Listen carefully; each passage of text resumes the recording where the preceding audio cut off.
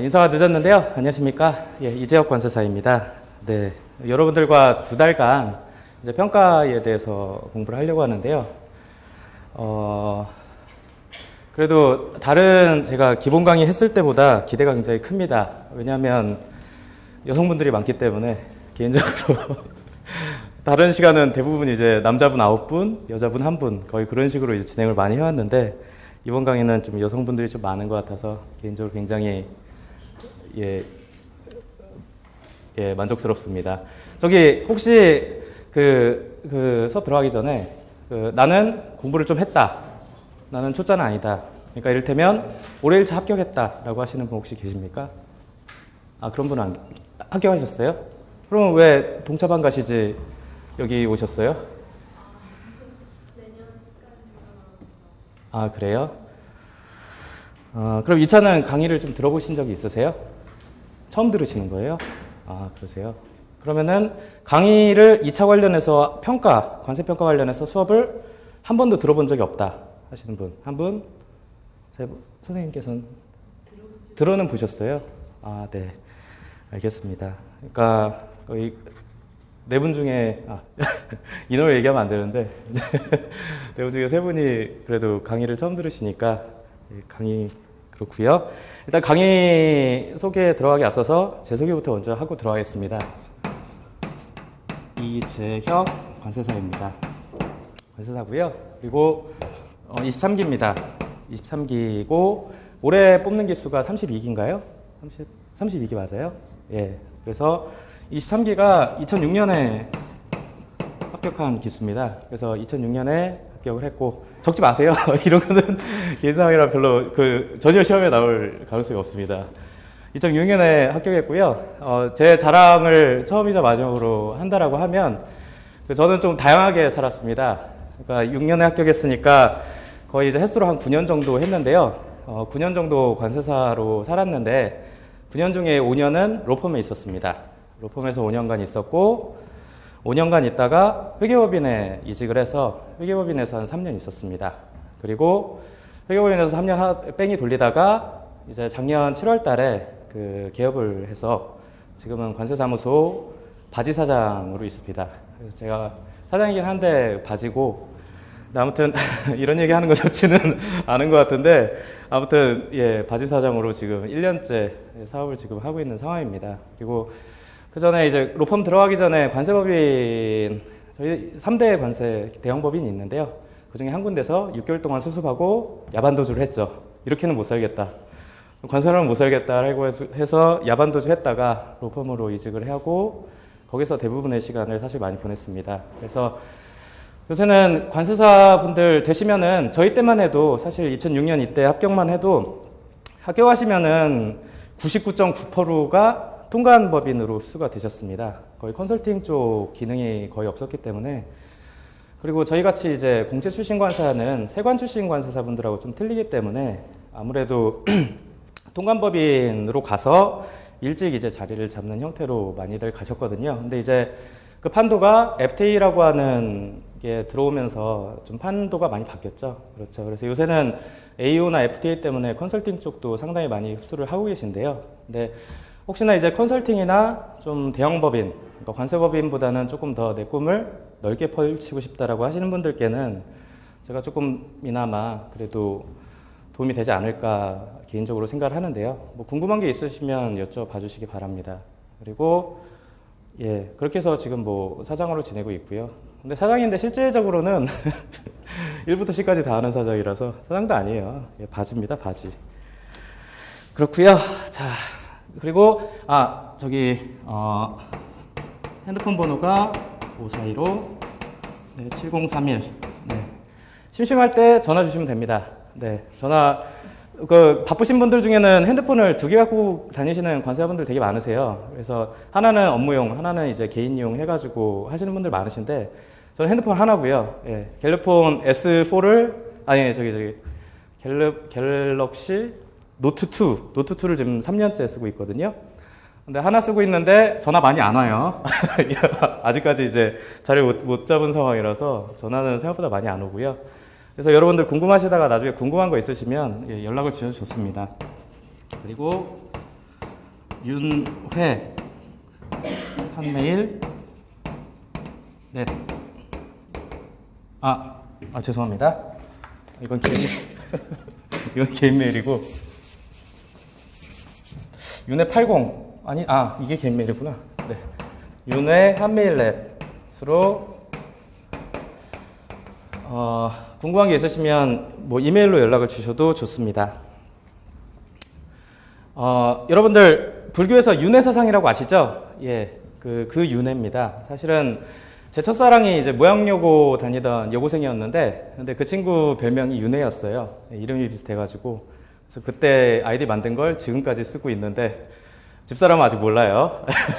그래서 아무튼, 개인적으로 조금 궁금한 게 있으시면 연락을 주시고요. 행정사항으로 좀 말씀드리는 건데, 여러분들이 평가를 이제 공부를 시작하시는 단계잖아요. 근데 하시다가 2개월 동안 강의 들었으니까 끝이 아니에요. 여러분들 공부하시다가 정말 궁금하신 게 굉장히 많으실 겁니다. 공부를 하시다가. 그런데 이제 주로 이제 스터디나 뭐 선배분들이 있으신 분들은 그쪽 통해서 해결을 많이 하시는데, 강사 통해서 조금 내가 궁금한 걸 해소하고 싶다라고 하시는 분들은 업무래. 공부 관련된 거는 저희 학원 홈페이지에 있어요. 학원 홈페이지 가시면 여기에 Q&A, 강사별 Q&A란이 있습니다. 여기를 조금 이용을 해주시고요. 네. 지금 평가 관련된 질문이 하나도 안 올라와 있습니다. 근데 진짜 하나도 없어요. 그래서 제가 공지글이라도 올릴까 하다가 하나도 없어가지고, 예. 그래서 학원 홈페이지를 좀 가급적 이용을 좀 해주시고요.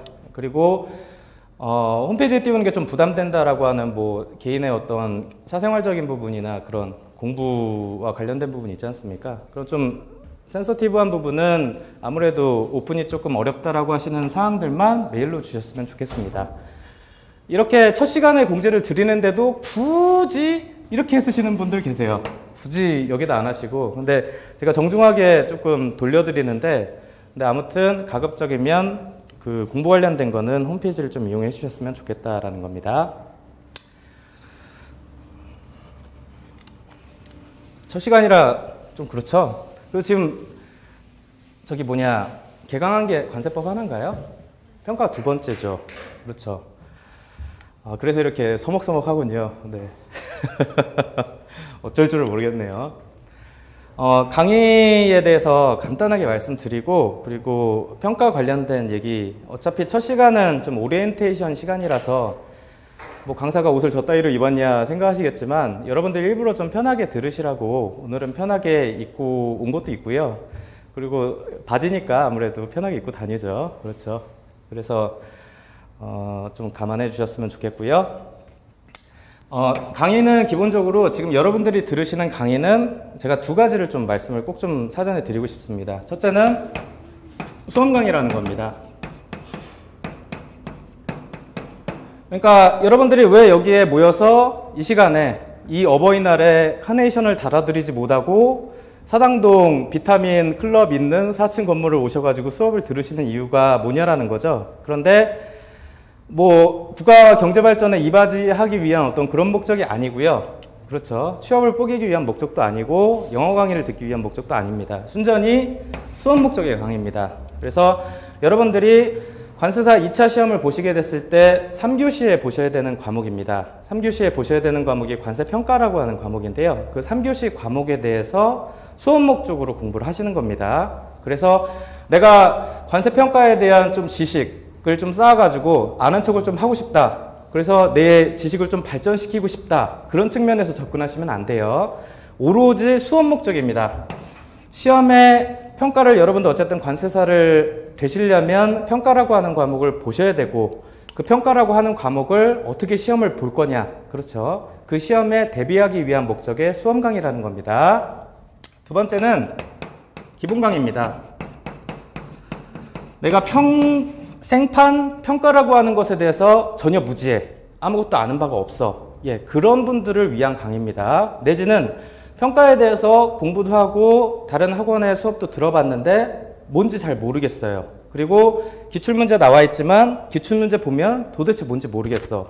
내가 기본이 부족하구나. 그래서 기본 강의를 다시 들어야겠다라고 하시는 분들을 위한 강의라는 거죠. 그래서 철저하게 조금 여러분들 이해를 위한 목적으로 수업을 하고 강의를 할 겁니다. 그래서 지금 여러분들 그 2차 공부를 어느 정도 이제 시작 단계시고 해보신 분들도 계시지만 저희 2차라고 하는 과목의 특수성은 굉장히 그 암기식 위주, 목차식 위주의 암기가 상당히 많죠. 그렇죠. 단편적이고 그런 것들, 뭐 서브화 해가지고 그 서브를 외운다든지 그런 것들을 하는데 평가는 여러분들 기본적으로 서브 만드실 필요 없어요. 서브 만드실 필요가 전혀 없습니다. 여러분들 다른 과목들은 목차 외우시고 암기식, 뭐 처음 기본 강의 때부터 암기식이 뭐다, 뭐 특사는 생명과 운을 뭐 어쩌고저쩌고 가잖아요. 그런 거 없어요. 여러분들 제가 지금 2006년에 합격했지만 아직도 기억나는 게 28류, 29류 HS 가시면 29류 쪽 무기화물인가 유기화물 쪽 가시면은 뭐 탄알페, 알페카폰질, 유비기불기라고 하는 그 암기식이 있거든요. 그렇게 이제 암기식화해서 여러분들이 나중에 공부를 할 때 내가 이 부분에 대해서 시험에 나오면 답안에 어떻게 써야겠다라고 하는 대비들을 하시는데 평가는 그런 게 없습니다. 평가는 목차가 없어요. 그리고 목차가 있는 부분도 굉장히 목차가 단순합니다. 그래서 목차 위주의 공부보다는 조금 이유 위주로 가셔야 돼요. 그래서 제가 2달간 여러분들과 이 평가 정해라고 하는 책을 가지고 여러분들과 2달간 공부를 하겠지만 2달간 제가 여러분들께 주문드리고 싶은 내용은 기본 강의이기 때문에 몇 가지를 주문을 드리는데 첫째로는 최대한 많이 이해하려고 애쓰세요. 암기를 하려고 애쓰지 마시고요. 집에 돌아가서 복습을 하면서 내가 서브를 만들겠다. 그런 거 하지 마세요. 하지 마시고 오로지 이 평가 정해 이거에 대해서 강의를 통해서 여러분들이 최대한 이해를 많이 하시는 데 주안점을 두시라는 겁니다. 예습 필요 없어요. 예습 필요 없고 복습만 여러분들 제가 나가는 진도만큼을 집에 돌아가셔서 다시 읽어보시는 식으로 복습 위주로 복습과 이해 위주로 공부를 하시면 됩니다. 여러분들 다른 시험은 저희 관세사 시험 말고 다른 저희 8대 자격사 있다라고 그러죠. 8대 자격사 시험뿐만 아니라 다른 뭐 고등고시 있지만 그 시험들은 여러분들 기본서 보고 그렇죠. 그리고 문제집 보죠. 그렇죠. 한 과목당 2차 과목이라고 해도 기본서 보고 그 문제집 보고 요약서 봅니다. 한 과목당 3개의 책을 보는데 여러분들 전혀 그럴 필요가 없다라는 겁니다. 관세평가는 처음부터 끝까지 여기서 시작해서 여기서 끝내시면 됩니다. 다 필요 없어요. 문제집이고 뭐고 아무것도 필요 없고 그냥 평가정에 이 책 하나만 가지고 보시면 됩니다. 지금 여러분들 관세사 수험계가 들썩이고 있죠. 왜냐하면 관세사가 저희 때랑은 굉장히 많이 틀려요. 사람이 일단 굉장히 많으시고요. 어딜 그렇게 바라보세요? 선생님. 아니요.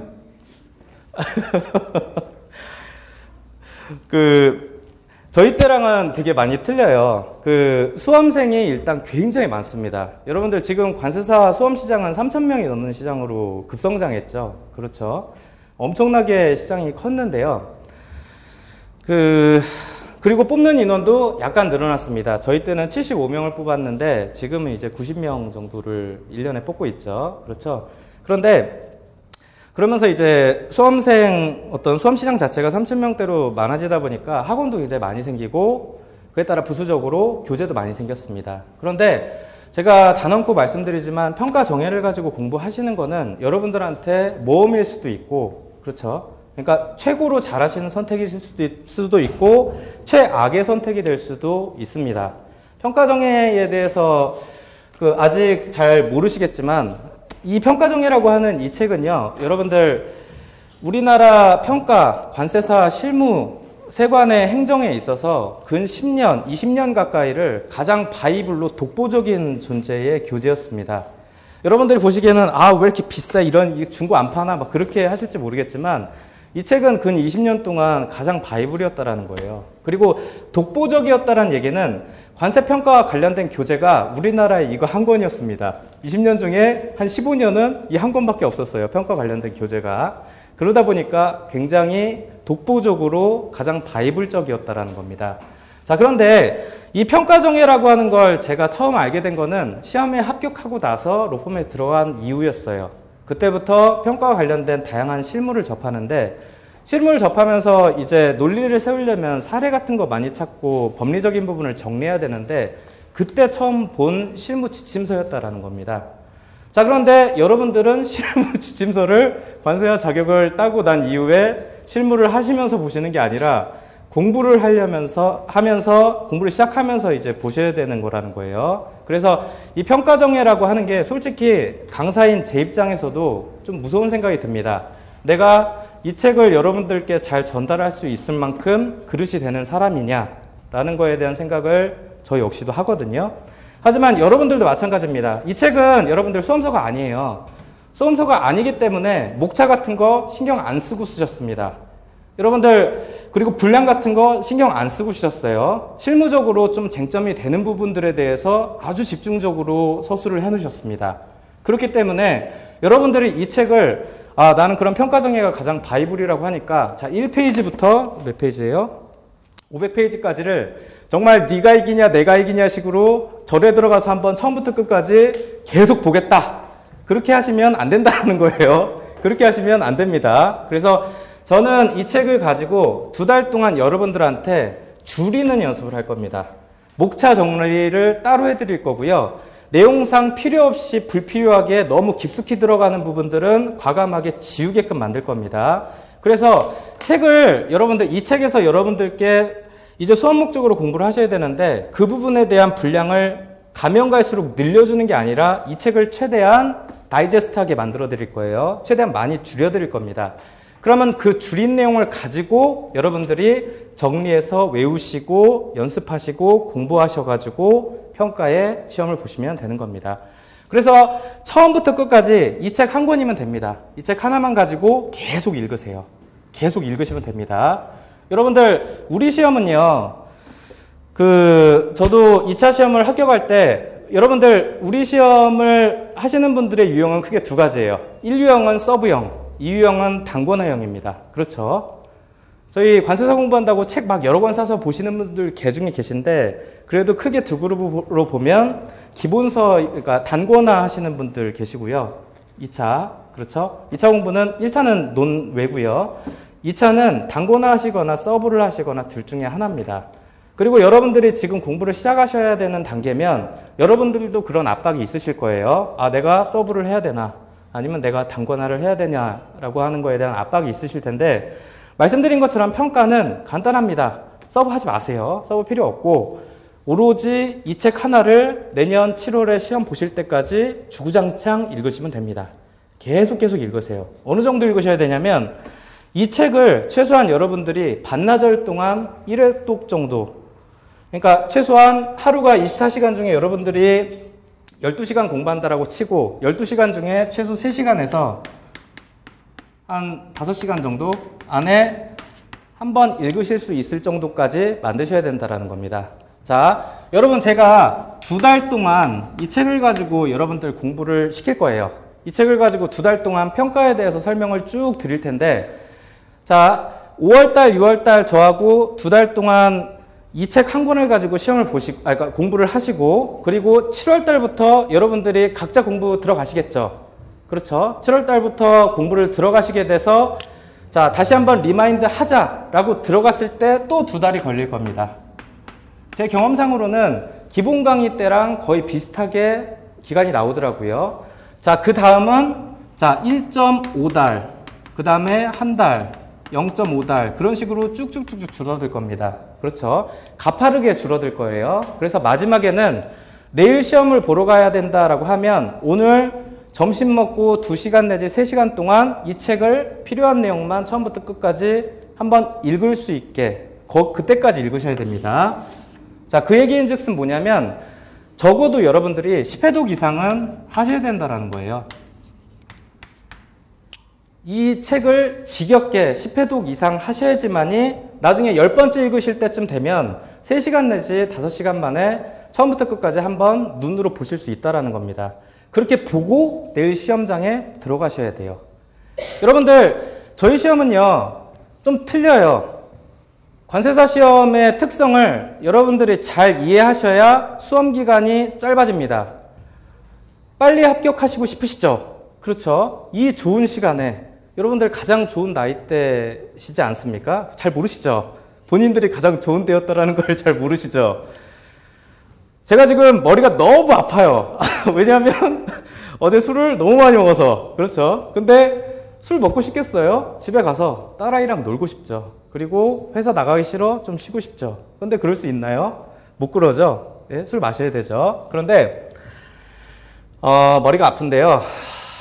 뭐 얘기하려다 얘기했지? 여러분들 관세사 시험에 대한 특성을 잘 빨리 캐치하시고 이해하시는 게 수험 기간을 단축한다라는 겁니다. 그러니까 내가 정말 성실해. 정말 성실하기 때문에 성실히 열심히 내 성격답게 공부를 해요. 그렇죠? 그런다라고 해서 시험에 합격하는 게 아니라는 거예요. 그리고 내가 머리가 좋아. 내가 머리가 좋아가지고 이해가 진짜 빨라. 그렇다라고 해서 시험에 합격하시는 게 아니라는 겁니다. 내가 머리가 좋아서 암기를 진짜 잘해. 암기에 대해서는 초등학교 때부터 인정받던 암기왕이야. 그래도 합격을 못해요. 합격하실 수 있는 유일한 방법은요. 시험 보기 전날에 이 4과목을 한번 읽고 가실 수 있을 정도까지 공부가 되어 계셔야 됩니다. 그런데 저도 시험 전날 하루 만에 4과목 다 못 봤어요. 4과목 다 못 보고 결국 2과목씩 나눠서 7월 10일이 시험이다라고 하면 7월 9일, 7월 8일을 나눠가지고 자 1교시, 2교시, 3교시, 4교시 나눠가지고 이렇게 이틀에 나눠서 봤습니다. 이틀에 나눠서 보고 7월 10일 날 시험장을 갔죠. 그 얘기는 즉슨 뭐냐면 시험장에 들어가실 때까지 여러분들이 이 책의 내용을 가장 많이 읽어보셔야 된다는 겁니다. 그런데 여러분들 우리 시험의 가장 큰 특성은 뭐냐면 8대 자격사, 고등고시 시험을 다 합쳐서 가장 짧은 시간 동안 가장 많은 분량을 씁니다. 여러분들 사법고시도 기껏해야 2-3장이에요. 시험 시간 100분입니다. 그런데 100분 동안 2-3장 써요. 저희 80분 동안 8장 씁니다. 그거를 4과목을 하루 만에 해요. 그게 어느 정도 수준인지 지금은 감이 안 잡히시죠? 그렇죠? 그런데 어떤 일이 벌어지냐면 자 이렇게 읽고 7월 10일 날 시험을 보러 갔어요. 슬래퍼 신고 갑니다. 그리고 이때쯤 되면은 이게 지금은 이제 10년 정도 되니까 없어졌는데 그 손가락에 그 펜 자국처럼 손이 들어가 버려요.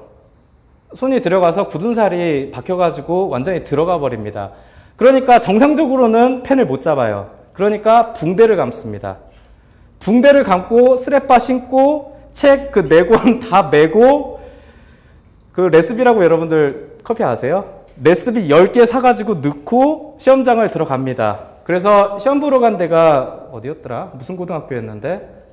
하여튼 고등학교에 시험을 보러 들어가서 자 시험 시작하기 전에 레시피에 담배 한 대 피고 그리고 들어가서 관세법 좀 보다가 시험 보고 자 근데 레시피를 그렇게 휴식 시간마다 하나씩 먹는데 계속 먹으면 시베리아서 안 돼요. 그러니까 한 반만 먹고 버립니다. 과감하게 버려요. 돈 없지만 그래도 과감하게 버립니다.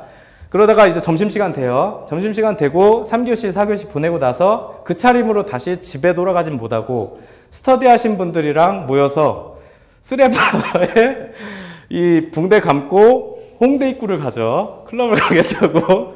그랬다 7월 10일 날 홍대를 갔다가 빠꾸를 먹어가지고 쌈박질하고 뭐 난리도 아니었습니다. 그런데 이때쯤 되면 거의 완전히 초인적인 상황이 되실 거예요. 그러니까 저희 시험은요, 그렇게 짧은 시간에 엄청난 분량을 쓰셔야 되는데, 그게 가능한 이유가 뭔지 아십니까? 그게 가능한 이유는 여러분들 시험이 어느 정도 여러분들이 예상한 문제로 나옵니다. 생판 모르는 문제, 생판 모르는 문제가 튀어나오는 게 아니라, 여러분들이 서브를 통해서 정리하시는 그 내용들이 있잖아요. 그런 문제가 나옵니다. 그래서 문제 딱 보면 아 내가 쓸 수 있다 없다를 바로 알아요.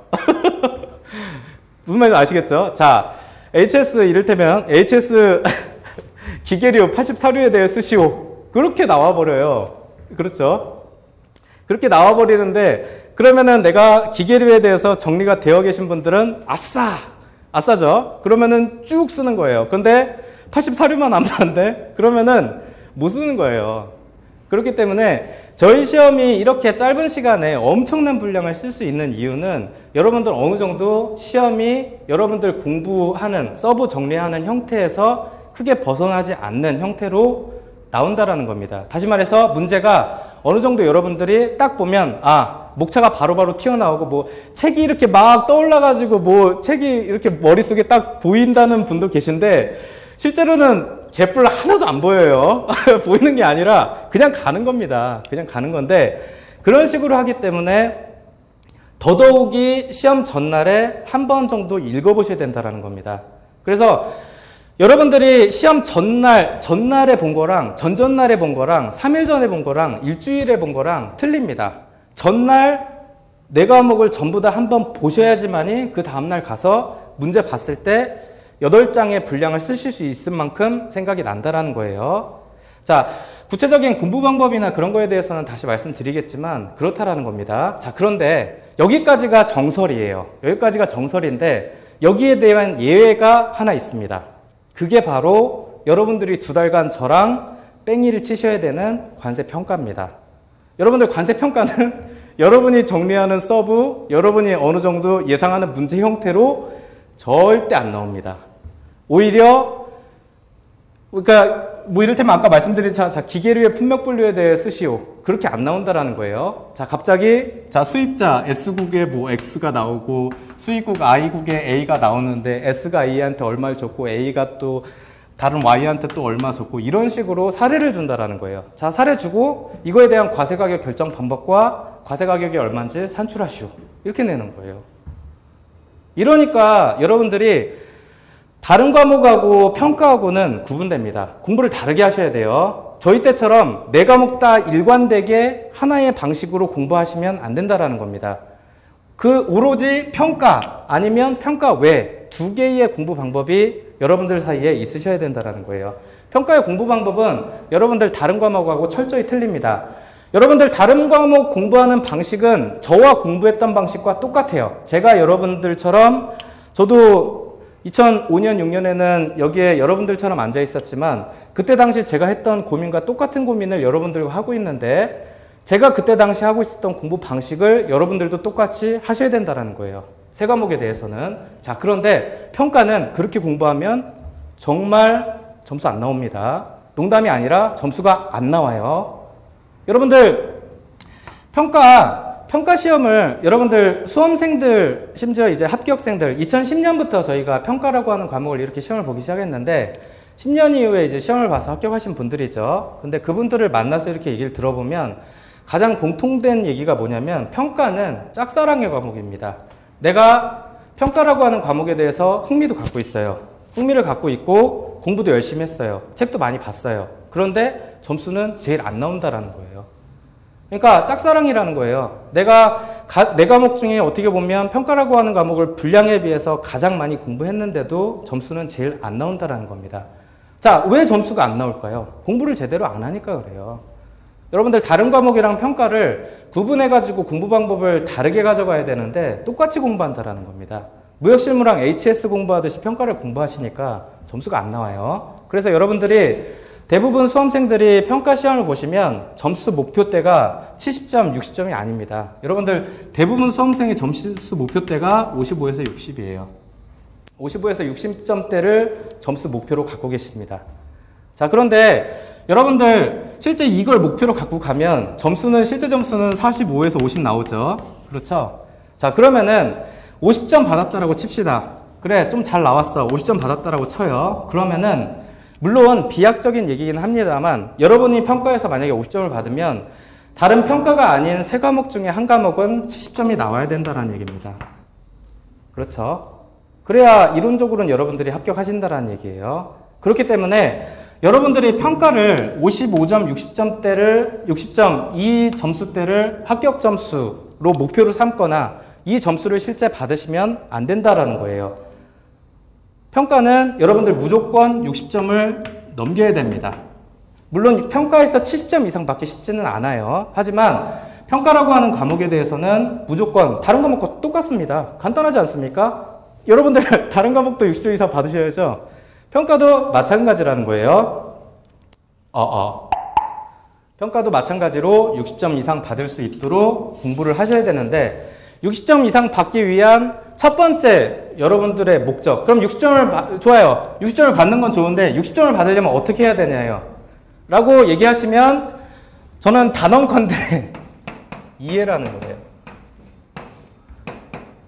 정확한 이해를 하셔야 됩니다. 2달간. 여러분들 저희 학원뿐만 아니라 모든 관세사 학원들이 평가는 3단계예요. 기본 이론하고, 그 다음에 문제풀이하고, 그 다음에 모의고사를 봅니다. 이렇게 3단계로 가는데 지금 여러분들 여기 계세요. 자, 여기서 이해를 최대한 하셔야 됩니다. 자, 그런데 여기서 이해를 못 하시면 그냥 그런가 보다 하고 외우시고 나서 문제풀이 들어가시면 점수가 안 나옵니다. 그리고 모의고사 가시면 마찬가지로 점수가 안 나와요. 이해를 최대한 하셔야지만이 2단계로 넘어가고 다시 2단계로 넘어갈 수가 있는 겁니다. 여러분들 왜 그럴까요?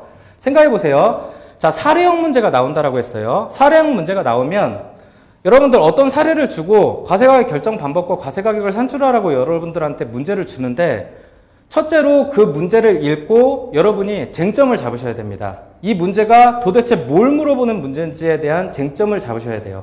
그렇죠? 쟁점을 잘못 잡는다라고 하면 내가 8장이 아니라 10장을 써도 점수가 안 나오는 거예요. 자, 이를테면 자, 로열티라고 아시죠?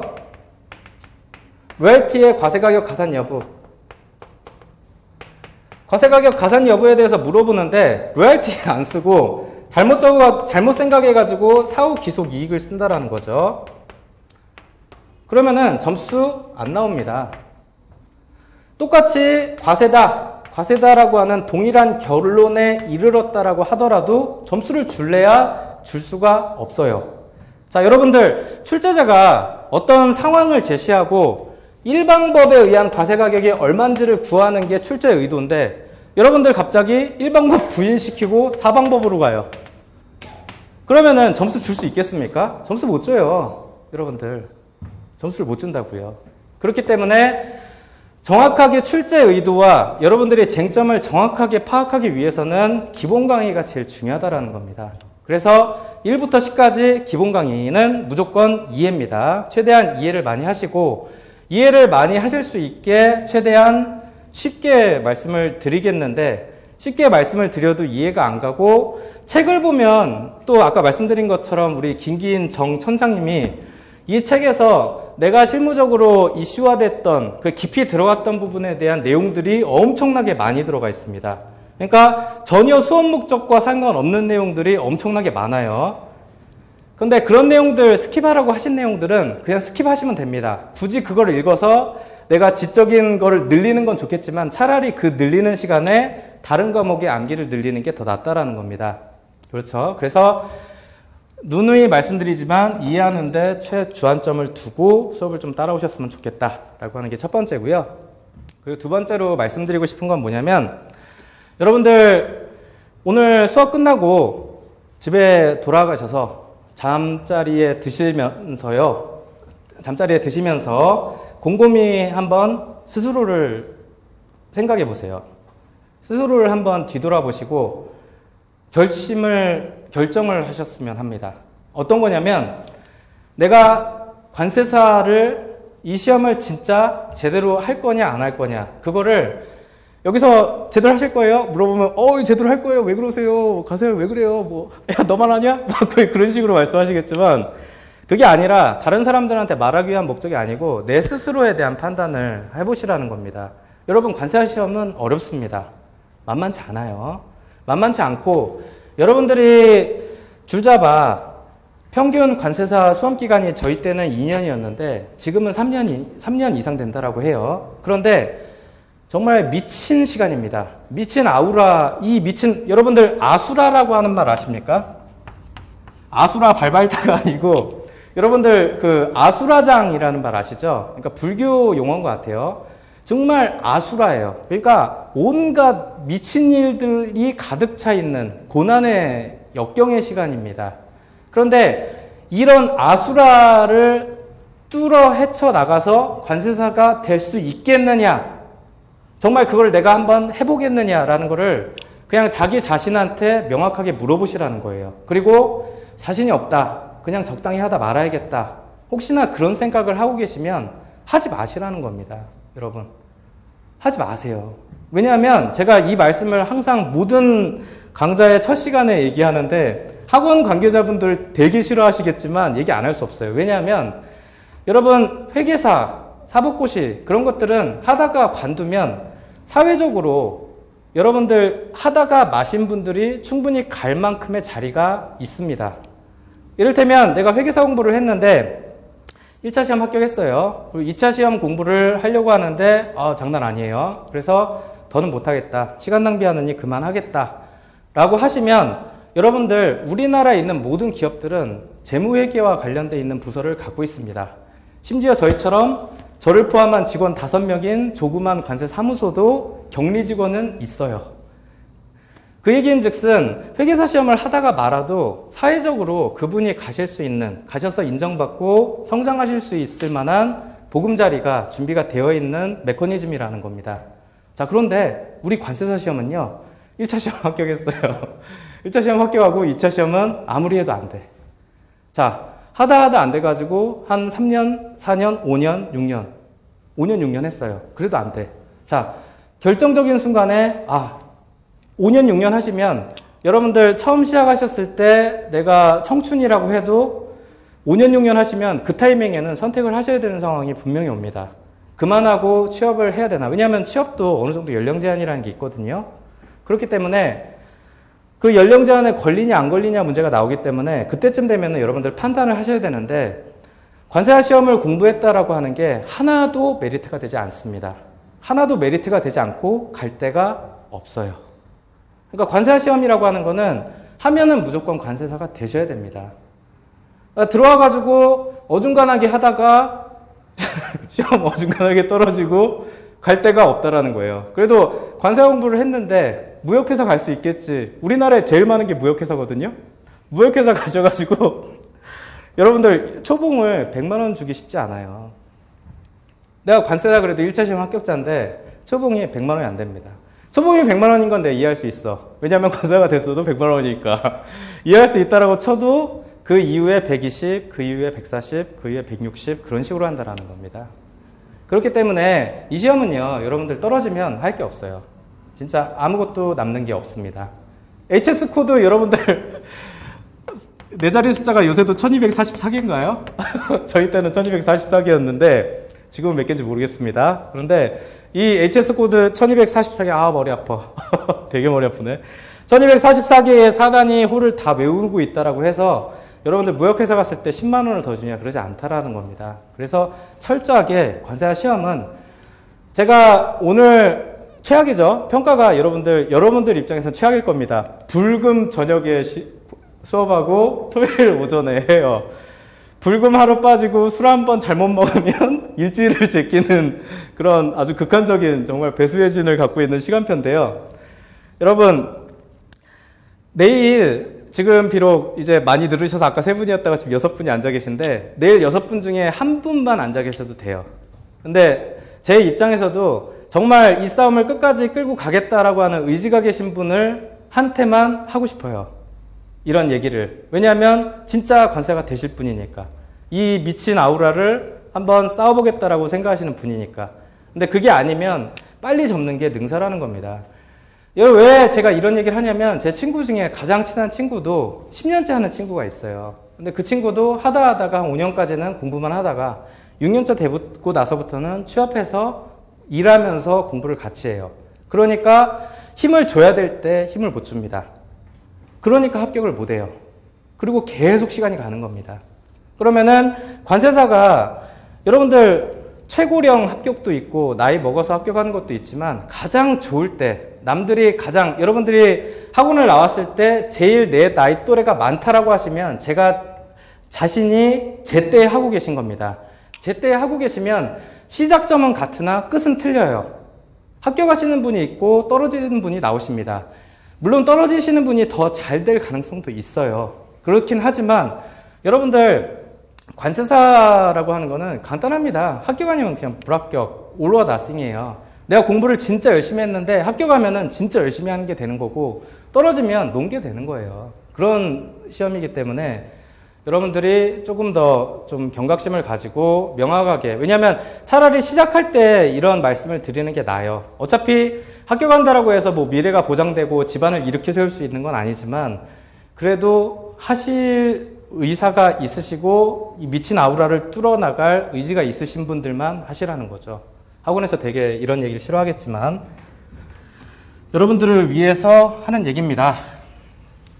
심지어 관세사가 돼도 어렵지만 그래도 저는 자 명확하게 저는 얘기합니다.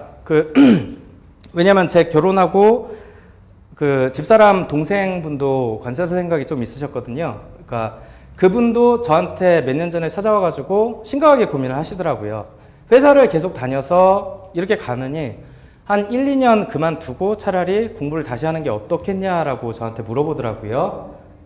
그렇게 물어봤었는데 그때 제가 명확하게 얘기했어요. 저는 이 관세사라고 하는 게 어떻다라고 생각하냐면 저희 자녀한테는 추천해주고 싶지 않습니다. 제가 딸아이가 지금 5살인데요. 제 딸아이 관세사 한다라고 하면 다리 몽둥이 분질러 버릴 거예요. 관세사 절대 안 시킬 겁니다. 절대 안 시킬 거고 저는 저희 딸이 개인적으로 YG 패밀리나 SM이나 그런데 이제 들어가서 이제 걸그룹 했으면 좋겠다라고 늘 얘기하는데 근데 차라리 걸그룹을 시킬지언정 관세사는 시키지 않을 거라는 거죠. 제 딸한테는 그렇지만 저희 세대까지 어느 정도 여러분들 세대까지는 관세사가 인정받을 수 있는 정말 내가 노후에 들어서 여러분들 그냥 하는 얘기가 아니라 소위 말하는 우리나라에 사자 들어가는 게 아무리 어렵다라고 해도 변호사부터 시작해서 여러 가지 자격증이 있죠. 8대 자격사 중에 제일 첫 번째가 변호사입니다만 관세사만큼 망고 땡이 없어요. 관세사만큼 편하게 돈 벌 수 있고 좀 자리만 잡히면 물론 자리 잡힐 때까지 좀 많이 힘드시겠지만 관세사만큼 정말 편한 직업이 없습니다. 정말 그래서 저는 개인적으로 관세사라는 거에 대한 자부심을 많이 갖고 있는 사람 중에 하나지만 그러니까 그거는 뭐 실무를 한참 나가서 얘기인 것 같고요. 어쨌든 꼭 합격을 하셔야 된다라는 겁니다. 그래서 꼭 좀 생각을 많이 해 주셨으면 좋겠어요. 오늘 집에 가서 한번 잠자리에 드시면서 해야 되나 말아야 되나 한번 곰곰하게 생각을 해보세요. 자, 열을 너무 많이 냈는데요. 평가에 대해서는 얘기를 하나도 안 했네요. 조금 더 얘기할게요. 여러분들 평가, 관세평가라고 하는 거에 대해서 조금 봅시다. 수험생의 고충을 위주로 평가라고 하는 과목을 한번 설명해 보겠습니다. 자, 여러분들 평가라고 하는 거는 시험 범위가 관세법 27조부터 37조까지입니다. 관세법 기준으로는 27조부터 37조까지밖에 안 돼요. 여러분, 그 관세법 전체가 329조까지 있나요? 맞아요? 아닌 것 같은데. 맞나?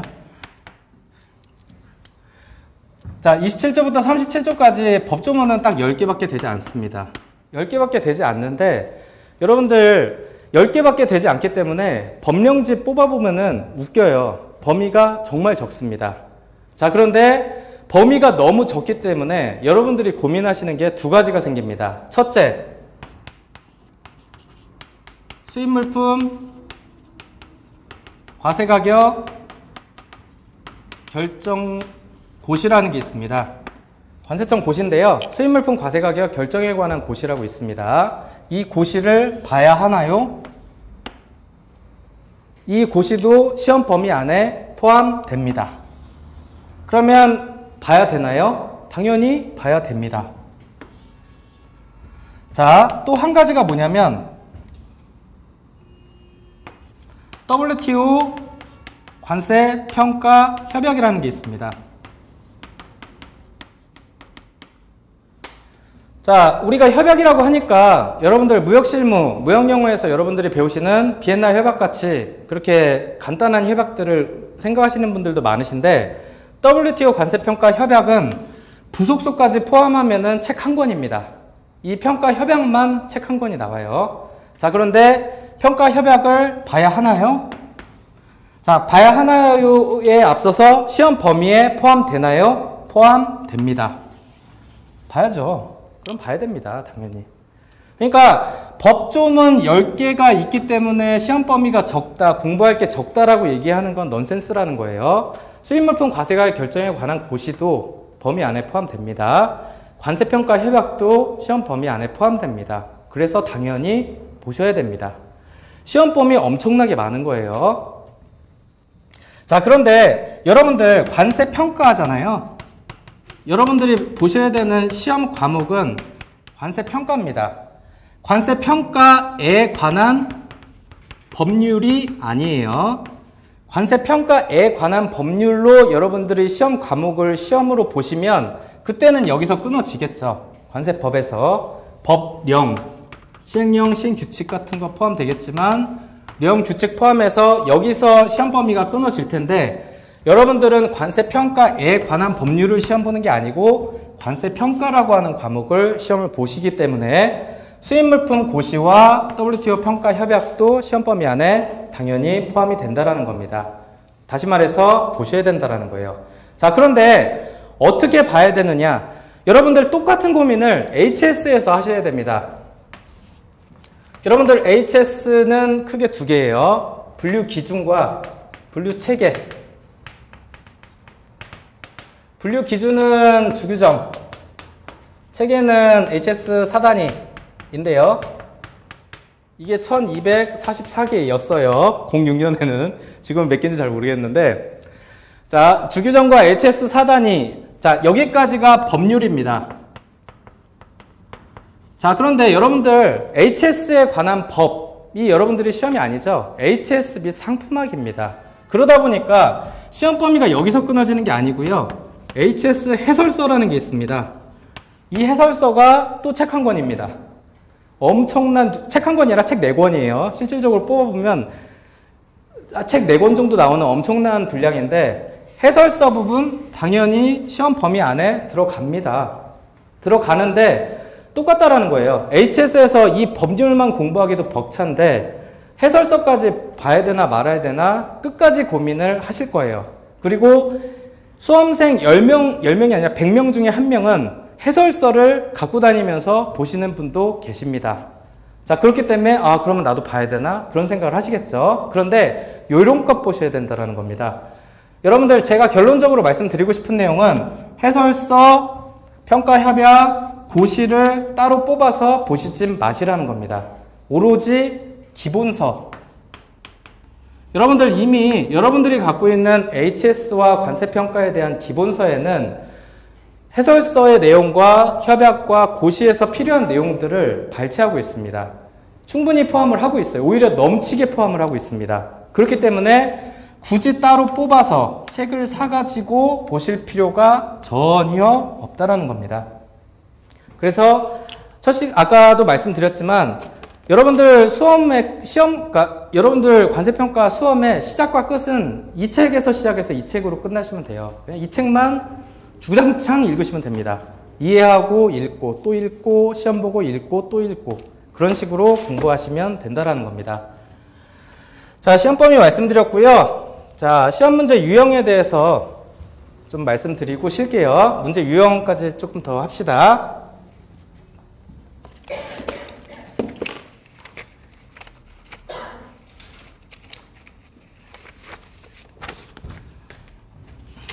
자, 제가 프린트는 잘 안 나눠드리는데 그래도 오늘은 뽑아왔습니다.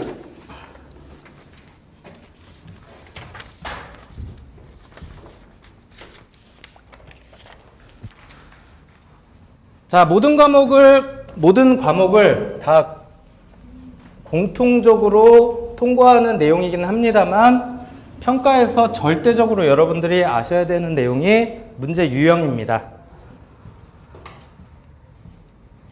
자, 저희 시험은 크게 3가지 유형이 있습니다.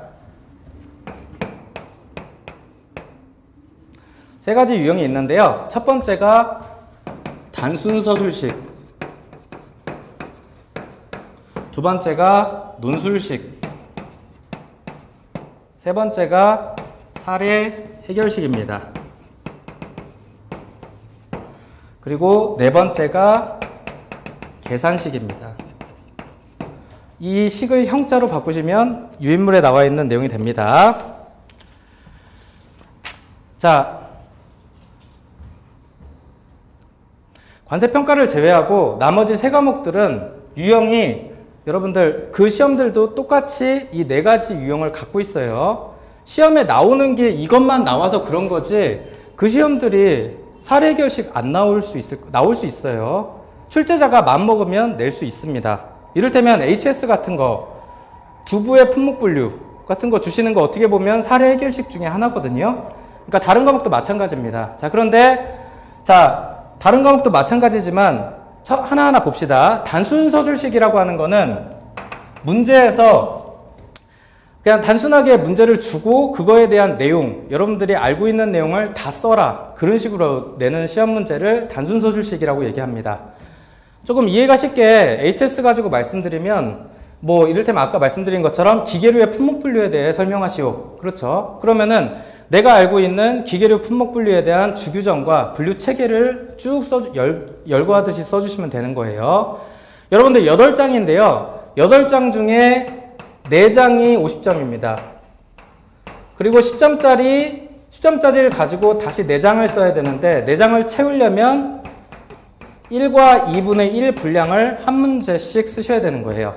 아시겠죠? 한 페이지 좀 넘어간 반을 이 10점짜리 5개를 가지고 쓰시는 겁니다. 자, 우리 시험은 3과목이 단순 서술식으로 나옵니다. 평가 빼고 나머지 과목들은 거의 어느 정도 크게 벗어나지 않는 한 단순 서술식으로 시험 문제가 나옵니다. 자, 아까 제가 말씀드린 저희 시험의 특성을 말씀드렸는데 그것과 어느 정도 일치하는 내용이에요. 자, 논술식이라고 하는 건 뭐냐면 어떤 사안을 주고 그 사안에 대한 여러분들의 견해를 피력하는 겁니다. 자, 여러분들이 어떤 사안을 주고 그 사안에 대해서 나름대로 어떤 수험생 자신의 견해를 밝히는 그런 문제를 논술식이라고 해요. 간혹 가다가 나옵니다. 간혹 가다가 나오는데 저희 때 관세법 50점짜리가 논술식 문제가 나왔었어요. 그때 50점짜리 문제가 뭐였냐면 예를 들어서 말씀드리는데 자, 가격신고제도에 대해서 설명하고 가격신고제도의 발전 방향에 대해서 논술하시오. 시험 문제가 그렇게 나왔어요. 그때 당시 센세이셔널 했던 이유가 뭐냐면 수험생의 어떤 의도, 견해를 밝히라고 하는 문제가 그때까지 나온 적이 거의 없었어요. 그랬다가 이제 가격신고제도의 발전 방향에 대해서 설명하라고 했거든요. 왜 시험 문제에 그렇게 나왔을까요? 2006년도 관세법 50점짜리 문제인데 망했죠. 결과적으로 아는 문제가 아니니까 망했는데 자, 06년에 그렇게 나오고 07년에 여러분들 공부하신 분들 아시겠지만 아크바 제도가 신설됩니다. 혹시 아크바 제도가 뭔지 아세요? 특수관계자간 과세혈 결정 방법 사전심사라고 하는 제도인데 이미 07년에 법제화 됐다는 얘기는 04년, 05년부터 쭉 논의가 있었다는 얘기예요. 그렇기 때문에 가격신고제도에 대한 발전 방향에 대해서 논술하시오라고 하는 문제가 중간에 한번 튀어나왔던 겁니다. 반칙이죠. 사실 이러면 수험생이 뭘 알겠어요. 그렇죠? 아크바 제도 하니까 아시는 분이 한 분도 안 계세요. 그렇죠? 정상적인 건데 자, 아무튼 그런 식으로 수험생의 견해를 물어보는 문제가 논술식 문제입니다.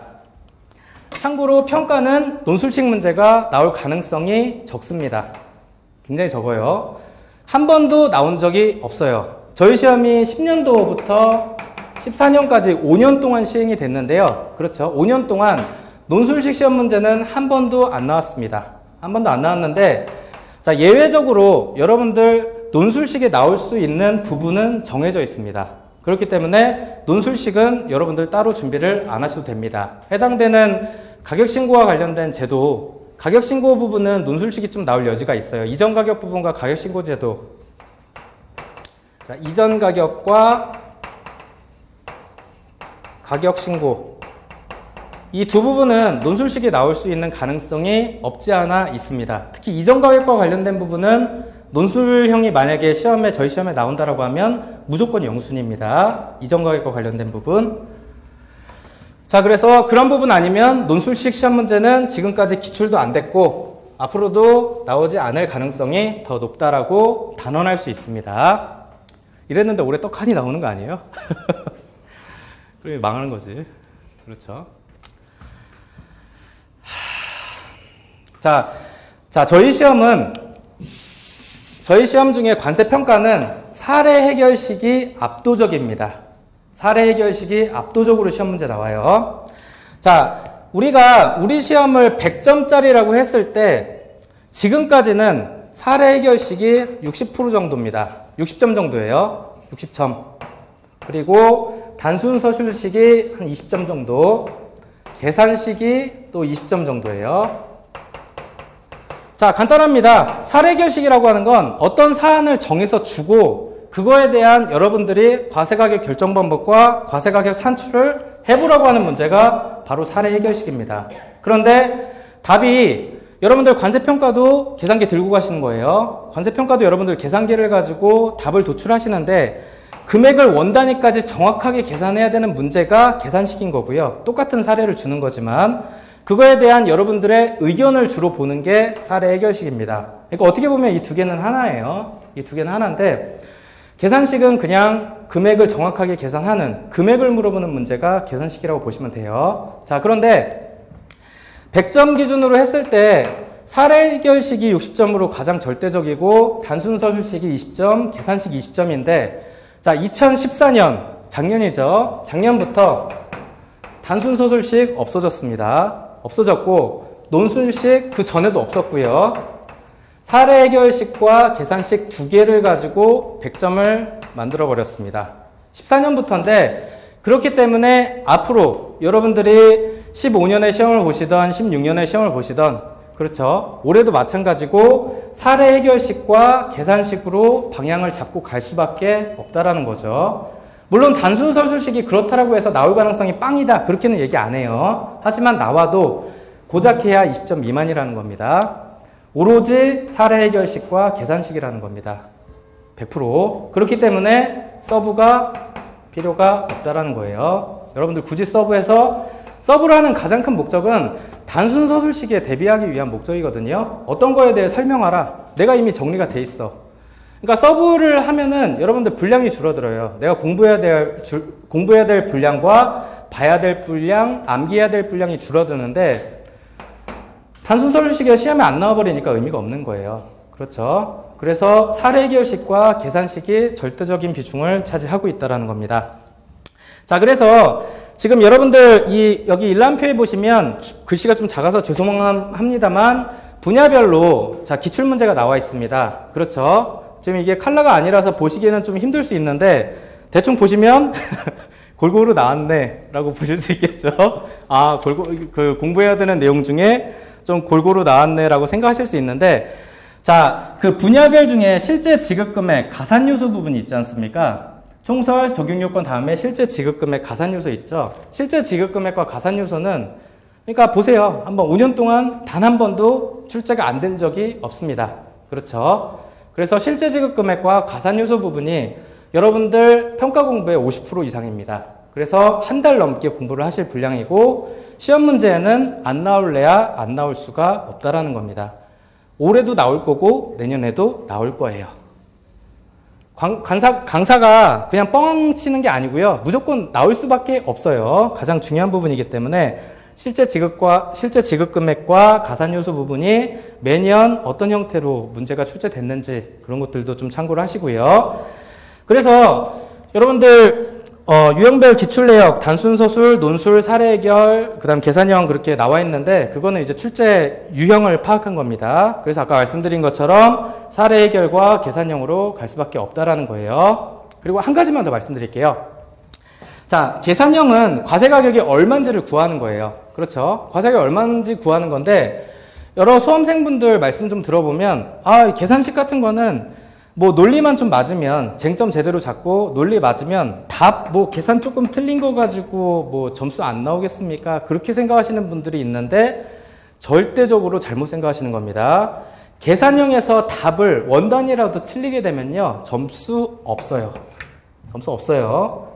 아예 빵점이다는 아니지만 여러분들 계산식은 그러니까 사례 해결식이 아니라 계산식을 내는 이유는 그러니까 과세가격 결정 방법이 뭐냐를 물어보는 게 아니라 과세가격이 얼마냐 물어보는 거는 얘가 금액을 제대로 계산하나 그렇죠. 덧셈, 뺄셈, 곱셈, 나눗셈을 제대로 할 줄 아는 놈인가 그거를 보는 거예요. 그렇기 때문에 금액이 틀리면 점수 안 나와요. 그렇기 때문에 금액도 정확하게 계산을 하셔야 된다는 겁니다. 이게 문제가 됐던 게 뭐냐면 저희 2011년인가요? 11년에 이제 50점짜리가 사방법을 가지고 과세가액 계산하는 문제가 나왔는데 완전히 계산형이었어요.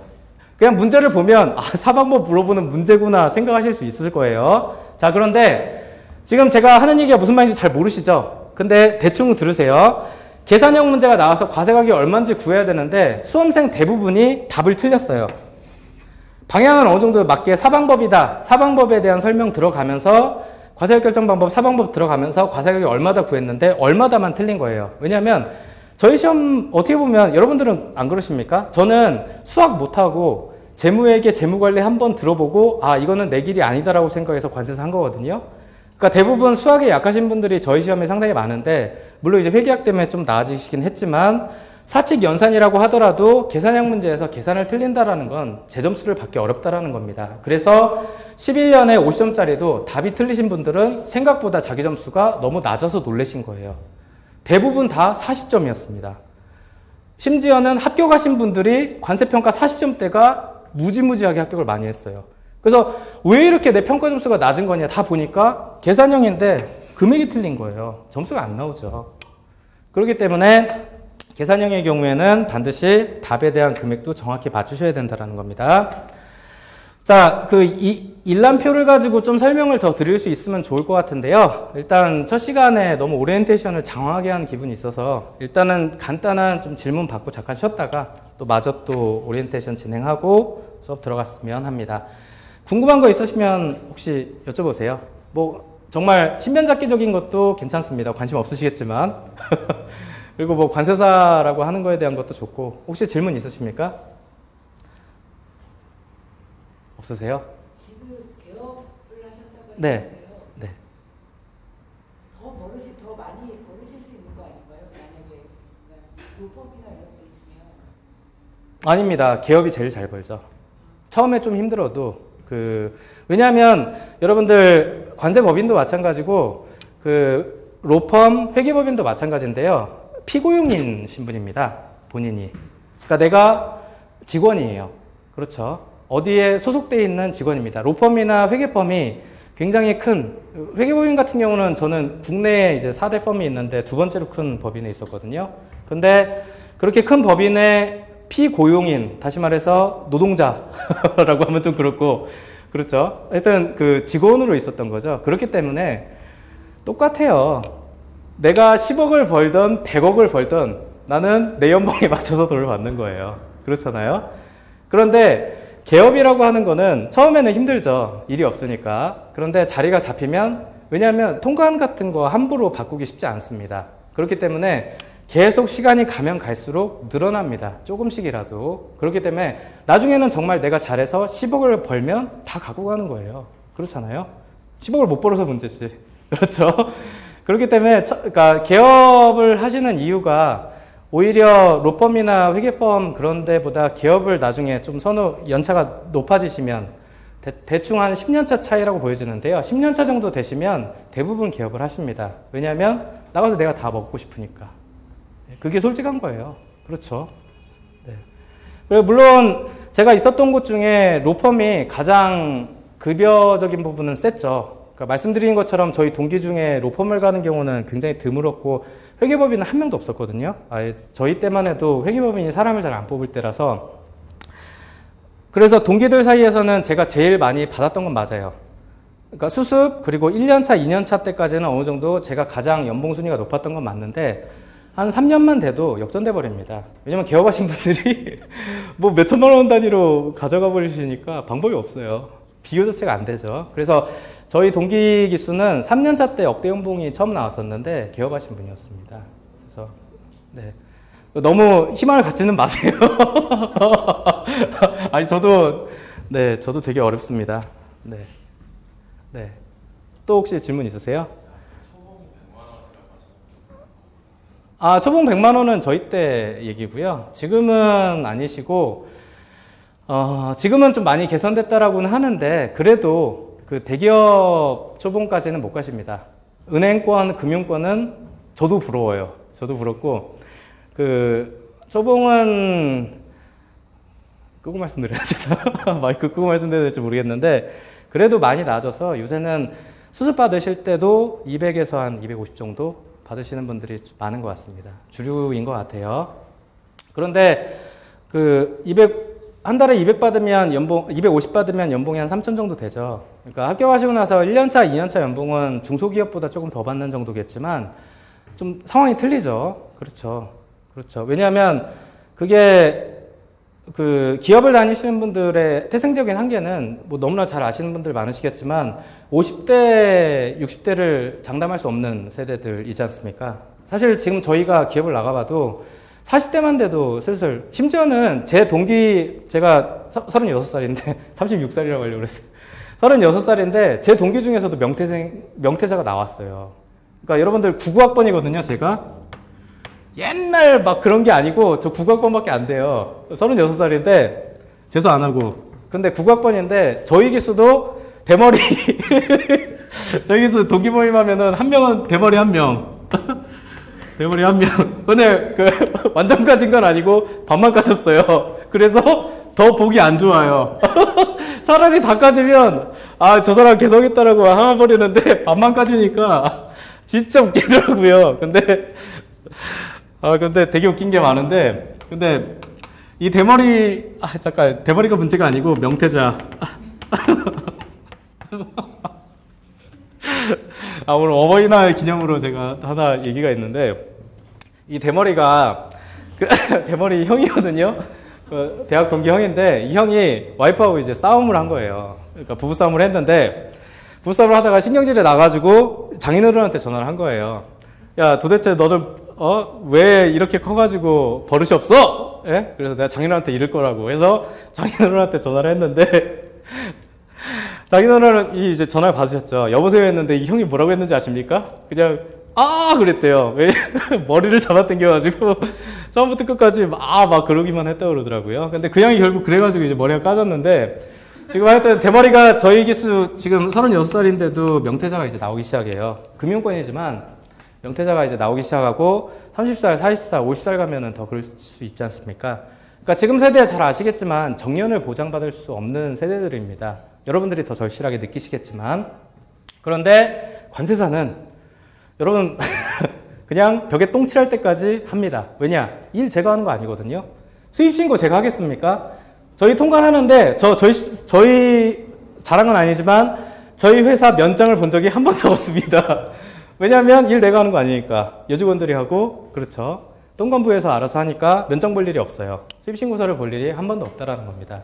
그러다 보니까 여러분들 관세사 총회가 2년에 한 번씩 개최되거든요. 왜냐하면 회장을 뽑아야 되기 때문에 2년에 한 번씩 관세사회 개최하는데 정말 놀랍습니다. 가시면 이게 뭐 노인정을 온 건지 무슨 관세사회를 온 건지 잘 모르고, 그리고 이제 바둑대회 막 그런 것들 되게 많아요. 열면은 이제 저희 또래는 아예 안 가고 할아버지들 오셔가지고 바둑 두시고 우승하시고 트로피 드시고 사진 찍고 그러십니다. 그 회비를 여러분들이 관세사 등록을 하시면 이제 내주셔야 되는데, 아무튼 나이 들어서도 할 수 있고 정년의 개념이 없는 시장이다 보니까 정말 괜찮습니다.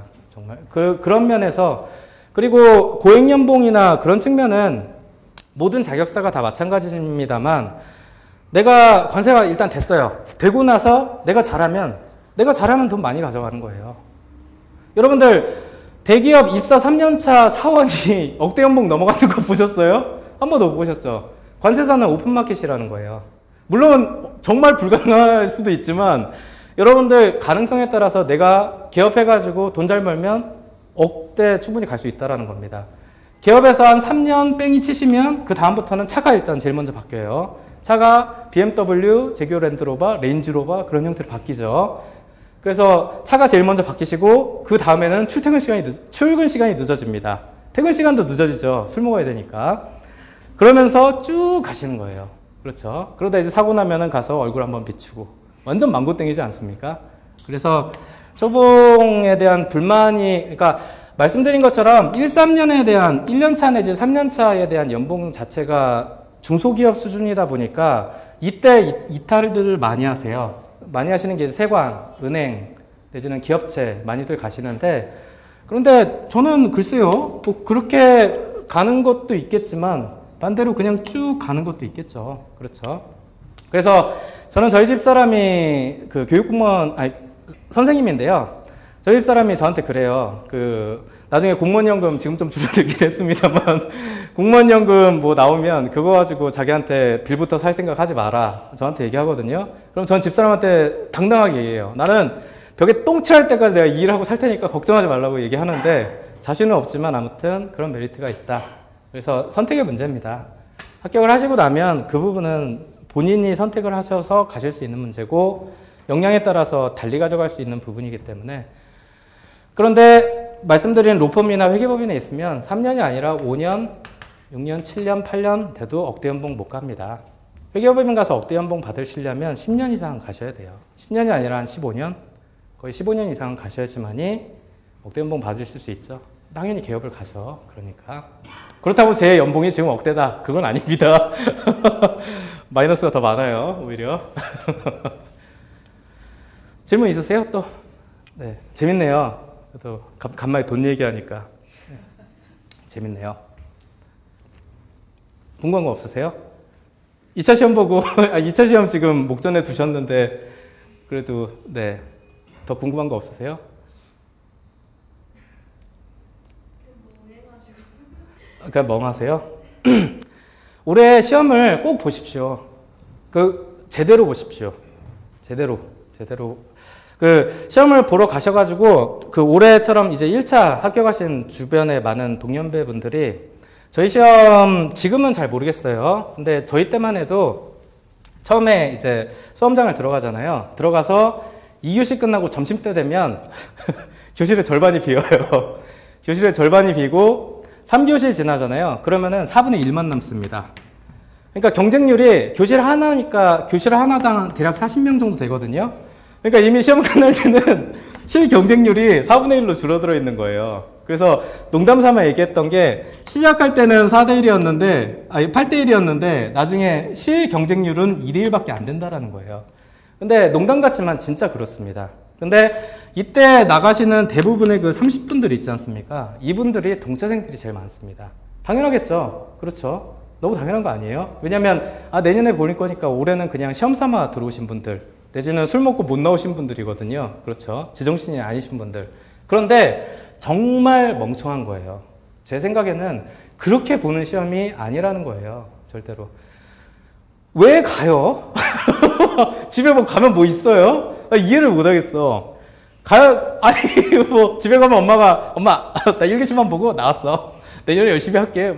그러면은 우리 아들 진짜 장하네. 그러세요? 아니잖아요. 나 왜 그런지 이해가 안 가. 왜 그러는 거야, 왜. 끝까지 최선을 다해서 보세요. 왜 이 얘기를 하냐면, 저도 유예 합격인데, 1차 합격했을 때, 이제 2년에 2차 합격, 그러니까 2005년, 2006년입니다. 저는 관세 공부 시작했을 때, 지금 여기에 앉아 계신 여러분들보다 환경이 더 안 좋았어요. 왜냐하면, 1차 포기했거든요. 1차가 너무 4월달에 시험을 보잖아요. 근데 제가 1월달에 제 친구들을 후프집으로 불러서 선언합니다. 나 공부 그만할 거야. 나 공부 안 해! 그렇게 선언을 했어요. 그리고 진짜 안 했습니다. 그래서 그러니까 이전에는 했죠. 이전에 이제 2004년부터 했는데, 이때 공부 안 했어요. 왜 안 했냐면 직장 다녔습니다. 아버지 회사. 직장 다니느라고 공부 안 했어요. 그래서 공부 거의 완전히 100% 못했다 그건 아니지만 공부를 할 수가 없었어요. 직장 다니고 밤에 그냥 학교 도서관 올라가가지고 책 한번 좀 끄적이다가 망했구나. 올해도 물 건너 가는구나. 그렇게 생각했었어요. 그런데 이 해에 1차 시험을 봤는데 합격합니다. 1차 시험을. 왜? 역대 관세사 시험 시행 이래로 2005년 1차가 제일 쉬웠습니다. 그래서 이때 합격자가 거의 1000명 가까이 나왔거든요. 그러니까 지금은 3000명대이기 때문에 인원 1000명이야 웃긴다라고 하지만 저희 때는 거의 진짜 시험 그냥 보러 들어가신 분들이 대충 한 1000명 정도 되는 시장이었기 때문에 엄청나게 합격을 많이 하셨었어요. 저도 합격을 하면 안 되는데 하다가 합격한 겁니다. 그래서 시험을 보고 다음날 채점을 이제 PC방 가서 하는데 채점을 하는데 이상해요. 그래서 제가 외환을 채점을 하는데 외환이 저희 2교시였거든요. 한 개 맞은 거예요. 여러 개 틀리고. 그래서 망했다 했는데 대회 20개를 다 맞아버립니다. 21개 맞추고 무역 영어 다 채점해 보니까 60점이 넘네. 70점대가 나온 거예요. 그래서 난리가 났죠. 아버지한테 가서 아버지 합격했어요. 그랬더니 아버지도 엄청 좋아하시고, 야, 너는 천재인가 보다. 공부 하나도 안 했는데 어떻게 붙냐. 진짜 쉬웠어요. 라고는 말 안 하죠. 그래서 머리는 좋은 것 같아요. 뭐 그런 식으로 이제 얘기하고 합격을 했는데, 1차 합격하고 나서 7월 달에 2차 시험을 이때 보러 갑니다. 지금 선생님 같은 상황이죠. 이때 시험을 봤는데 평균 점수가 50 몇 점이었더라? 커트라인이 56점인가 그랬고, 제가 점수가 한 52점 정도 나왔어요. 그러니까, 왜냐하면, 마음 편하게 봤거든요. 정말 마음 편하게. 근데, 저희 시험이 이렇게 마음 편하게 보면, 의외로 자기가 생각했던 것보다 점수가 잘 나옵니다. 꽈락 하나 없이 평균이 52점이 나와버렸어요. 그러니까, 이때, 정말 답안 난리도 아니었거든요. 쓰고 싶은데 쓸 수가 없어요. 아는 게 있어야 쓰지. 뭘, 계속 기억나는 거는 뭐 탄알페, 알케카무질, 뭐 유비글기, 뭐 말도 안 되는 그 암기식만 생각나고 뭘 써야 될지 전혀 개념이 없는데 그냥 맘 편하게 쓴 거죠. 80분 동안 심심하니까 그렇게 4개를 다 썼던 겁니다. 52점이 나왔어요. 커트라인이 56점이었습니다. 자, 그런데 왜 이렇게라도 해야 된다라고 생각하냐면, 여러분, 이게 나중에 2006년 시험을 볼 때 있지 않습니까? 이게 엄청난 자신감으로 작용했습니다. 아니, 아무것도 모르고 시험 봤는데 52점 나왔는데 여기서 3점만 내지는 4점만 올리면 나 되는 거 아니야? 근데 그 생각이 저를 지탱하게 해줬어요. 수험기간 내내. 여러분들, 수험기간이 얼마나 극한적인 상황인지 아십니까? 정말 극한적인 상황입니다. 제가 다이어리를 결혼할 때 다 찢어버렸는데, 왜냐면 이제 보면 안 될 것들이 많으니까, 다이어리를 다 이제, 결혼을 제가 29살 때 결혼했거든요. 좀 일찍 한 편입니다. 근데 결혼할 때 이제 모든 과거에 대한 기록을 전량 폐기하고 장가를 갔는데, 이 강의는 진짜 우리 마누라 보면 나 죽겠다. 이 강의는 진짜 우리 마누라가 보면 안 되겠다. 근데 과거를 다 폐기했는데, 이 폐기한 것 중에는 제 수험일기도 있거든요. 저는 다이어리를 매년 하나씩 사가지고 정리를 하는데, 이 기간은 정말 너무 힘들어가지고 그 일기는 안 쓰지만 메모 같은 거 있지 않습니까? 그런 거는 조금씩 좀 썼습니다. 근데 2006년 2차 시험을 7월 달에 보기 전에 한 5월쯤에 제가 쓴 일기에 뭐라고 되어 있냐면, 너무 두렵다는 거예요. 그러니까 너무 두렵다. 왜냐하면 이 아수라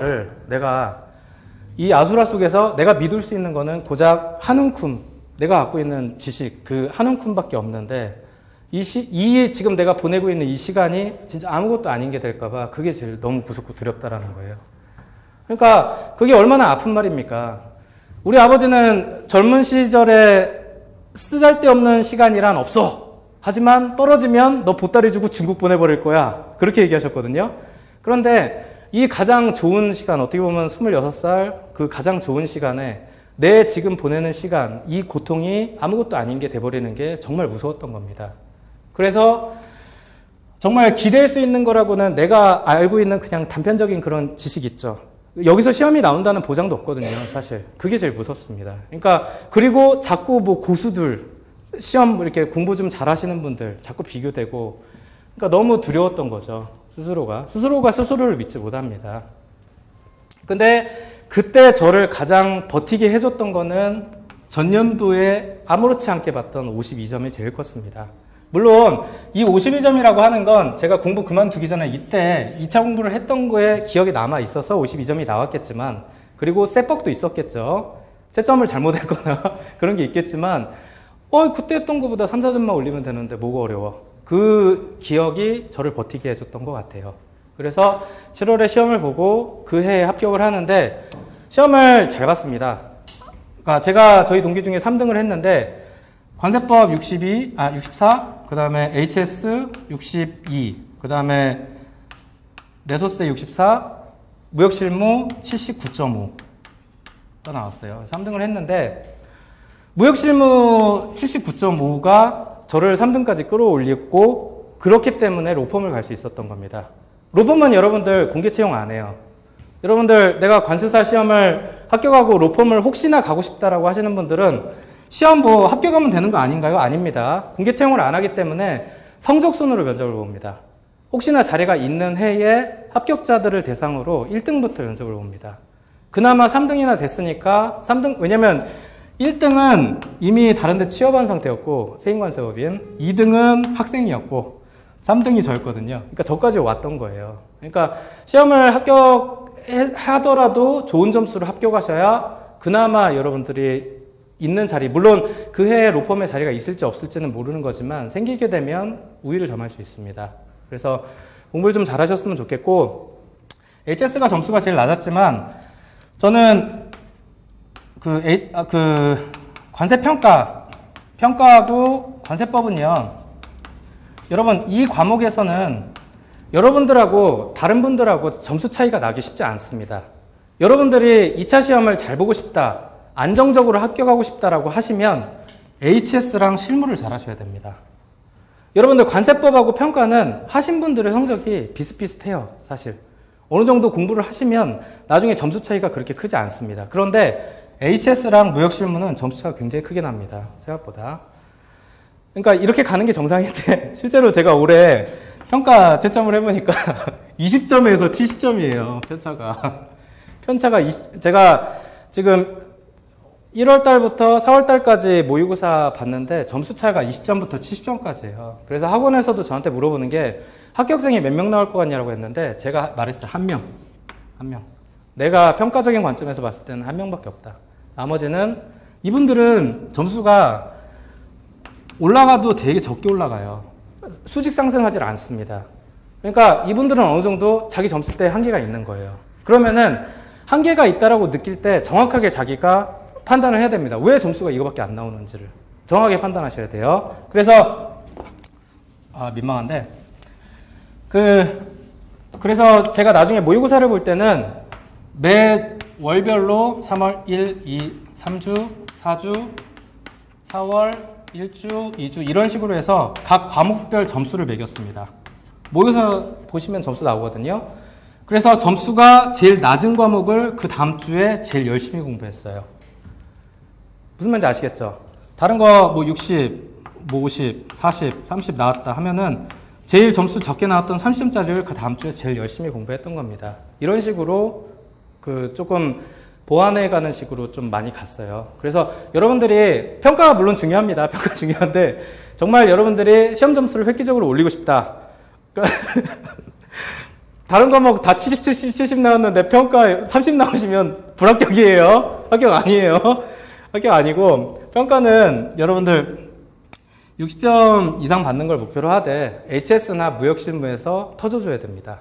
나중에 모의고사를 보시면 아시겠지만 그 두 과목이 의외로 점수 차이를 반영합니다. 아시겠죠? 그래서 결론적으로는 꼭 시험을 보세요. 올해 끝까지 보시고 꼭 몰라도 다 쓰고 나오세요.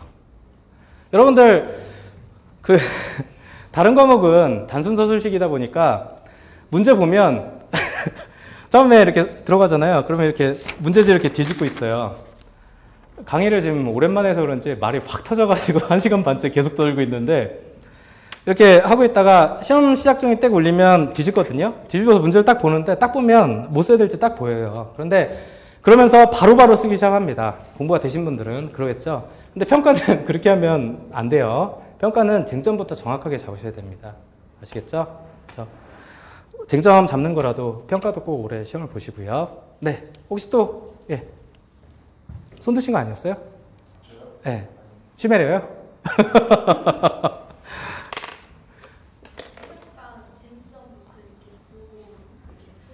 네. 그러면 쟁점 볼 때 그 쟁점을 빨리 캐치하는 게 중요하잖아요. 빨리 캐치하는 게 중요하지 않죠. 정확하게 캐치하는 게 중요하죠. 시간이 있는데 어떻게 봤어요? 아니요. 평가는 여러분들 8장 쓰는 게 능사가 아닙니다. 평가는 8장 안 쓰셔도 돼요. 타 과목은 여러분들 8장 꼭 쓰셔야 됩니다. 단순 서술식이 나온 거는 여러분들 아까 제가 20점, 70점 때 모의고사 때를 말씀드렸는데 제일 답답했던 게 뭐냐면 분량이 적으신 분들 있죠. 그분들은 계속 코멘트가 똑같이 나가요. 저희는 또 음성 강평이라고 하는 거 아시죠? 한 명 한 명 보고 답안지에다 써주고 그리고 음성으로 이제 녹음을 해주는데 되게 민망하거든요. 근데 오 선생님 분량이 너무 적어! 이럴 수는 없잖아요. 근데 저도 여러 명을 하다 보면 나중에는 처음에는 막 자세하게 하다가 나중에는 짧아지거든요. 점점 이렇게 짧아지는데, 근데 평가는 여러분들 최소 분량이라고, 그러니까 8장에 대한 압박을 크게 가지지 마십시오. 그런데 그 중에서도 여러분들 쟁점을 정확히 잡고 답도 정확히 맞추면서 분량을 많이 쓰는 사람이 합격합니다. 그렇죠? 상대적인 거예요. 그러니까 평가가 어렵다라는 겁니다. 8장 다 쓸 필요 없는데, 그렇죠? 내가 8장을 다 쓰려면 쟁점 중에 몇 개는 쟁점이 틀어지더라. 그렇죠? 빨리 잡느라고 잘못 잡더라. 라고 하면 차라리 8장을 안 쓰는 게 낫고요. 그렇죠? 그러니까 선후관계를 명확하게 하셔야 된다는 거죠. 쟁점 잡는 게 정확하게 잡는 게 우선순위입니다. 답을 정확하게 도출하고, 그런 와중에 8장을 못 쓴다라고 하면 그건 괜찮아요. 그렇다고 해서 뭐 4장 쓰고 3장 썼는데 괜찮다? 그건 아닙니다. 상대적인 게 있기 때문에 어느 정도 그런 건 괜찮지만, 나중에 어느 정도 공부가 되시면, 모의고사도 이렇게 해보니까 1월 달에는 다 뭐 자기 할 말 하시는데, 이거 얘기하시고 저거 얘기하시는데, 4월 달 정도 되면은 어느 정도 쟁점은 따라오세요.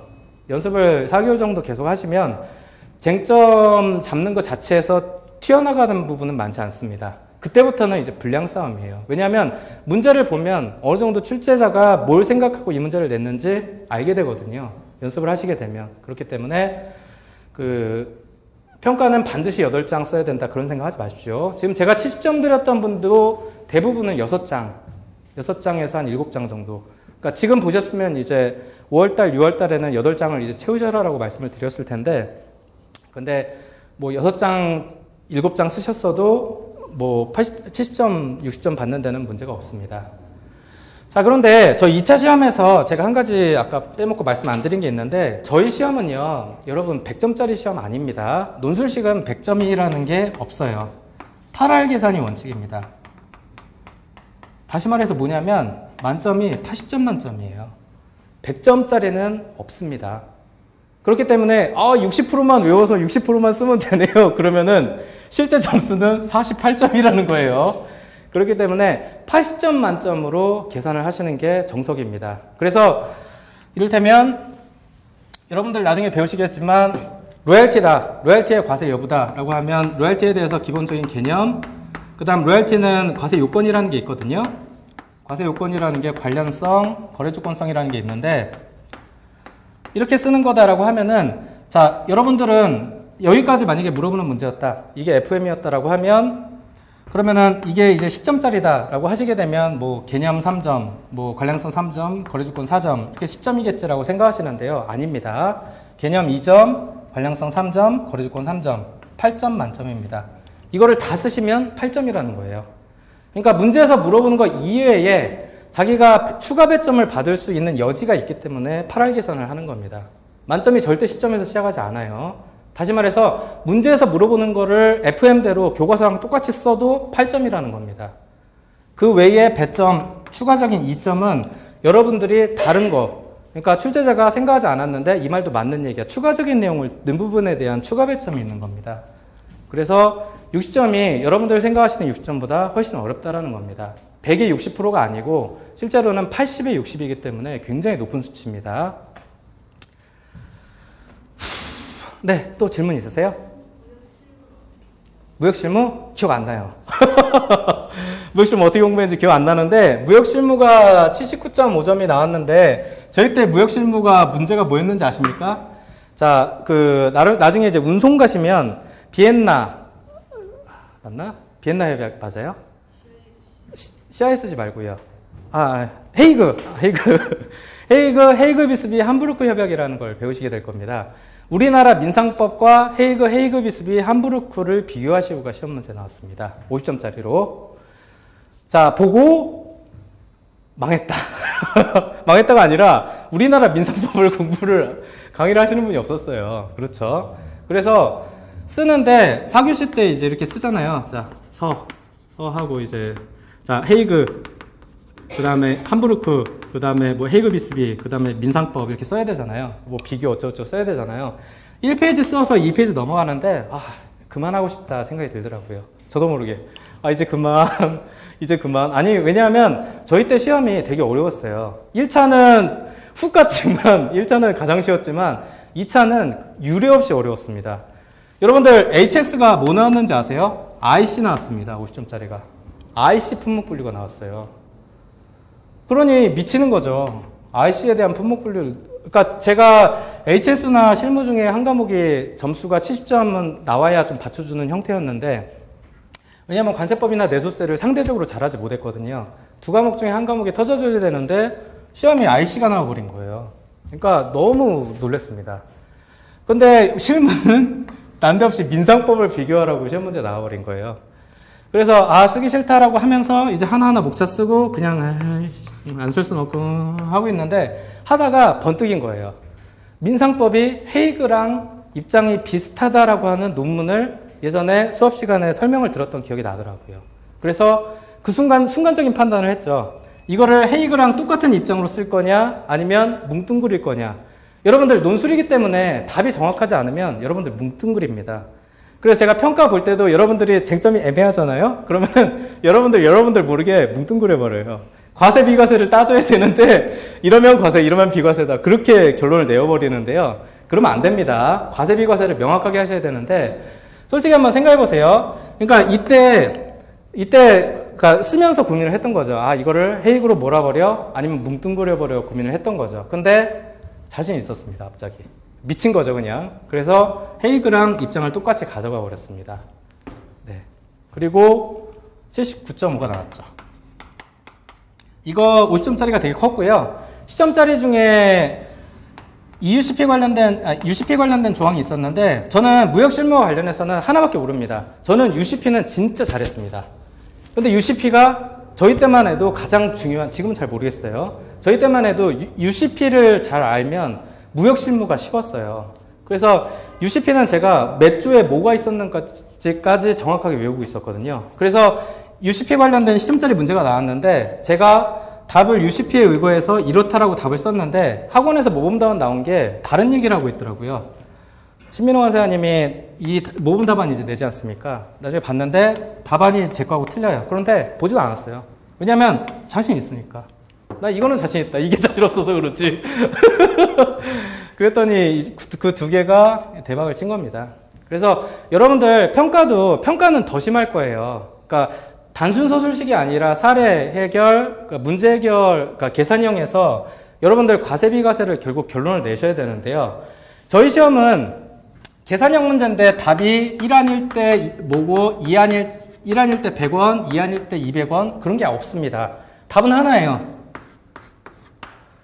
문제에서 선택적으로 과세가격 결정 방법을 다 쓰고 각 과세가격을 구하시오라고 각 안별로 답안을 구하라고 하지 않는 한 답은 하나입니다. 과세 아니면 비과세예요. 그러면 여러분들 50점짜리랑 10점짜리 5개 하면 6문제죠. 6문제 모두 여러분들이 내가 답에 대한 확신을 갖고 있냐? 그렇죠. 그런데 막상 시험을 보실 때 6문제 다 확신을 갖기 쉽지 않을 거라는 겁니다. 심지어 강사도 쉽지 않아요. 강사도 기출문제 보면 이게 답이 100% 이렇다? 아무도 말 못합니다.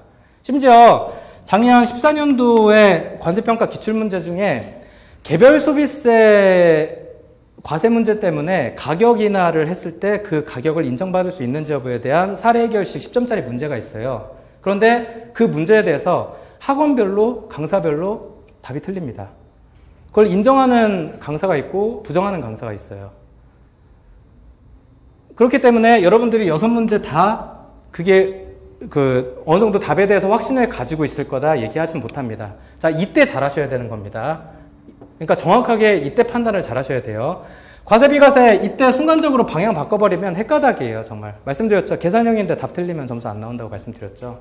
그렇기 때문에 6문제 다 어차피 알기는 쉽지 않을 텐데 그런 상황에서도 어느 정도 자신이 확신을 가지고 답안을 쓸 수 있어야 된다라는 겁니다. 그러려면 무지하게 연습하셔야 돼요. 여러분들 참고로 제 점수가 높다라고 생각하시겠지만 저는 초등학교 때는 공부 잘했지만 중학교 때 이후로 공부 못했어요. 그리고 고등학교 때는 첫사람과 뜨거운 연애를 하느라고 인생의 나락으로 떨어졌습니다. 그래서 여러분 지리인가요? 지리라고 하는 과목 있죠? 지리가 아니라 지구과학이라고 있죠. 지구과학 수업을 들어갔는데 왜 이런 수업을 듣는지 모르겠는 거야. 내가 화강하고 무슨 상관이 있다고 내가 왜 이 공부를 해야 되는지. 그래서 문학에 심취합니다. 그래서 공부를 등한시해요. 그래서 대학교를 겨우 들어갑니다. 대학교를 겨우 들어갔는데 근데 그렇게 해서 대학교에 들어가고 나서 보니까 인생 보니까 한방이더라고요. 진짜로. 여러분들 어버이날 기념으로 제가 또 하나 더 말씀드려야 되는데 어떤 거냐면 제가 성균관대 경영학과를 나왔거든요. 근데 나쁜 학교 아닙니다. 나쁜 학과 아니에요. 저희 때보다 요새 더 많이 각광받는 학과인데 성대 경영학과를 문 닫으면서 들어갔어요. 그런데 저 고등학교 때 친구가 6명이 있는데 6명 중에 2명이 의사예요. 2명이 의대를 갑니다. 그런데 이 모임이 J클럽이라고 있거든요. 불법 사단체인데요. 지금도 가끔 만나면 술 마시고 그럽니다. 그런데 그 6명 이 모임이 확대돼가지고 부모님들 모임도 하십니다. 그런데 우리 부모님이 군대 갔다 와가지고 어느 순간에 그 모임에 안 가시는 거예요. 왜 안 가시나 봤더니 자식이 쪽팔린 게 아니라 자식이 쪽팔리진 않아요. 그런데 의사가 2명이 있으니까 한 방이 없는 거예요. 한 방이. 그러니까 내 아들을 너무 자랑하고 싶은데 자랑할 게 없는 거예요. 이 새끼가 죄송합니다. 이 놈이 고등학교 때 그렇게 맨날 뭐 연애질이나 하고 그렇죠.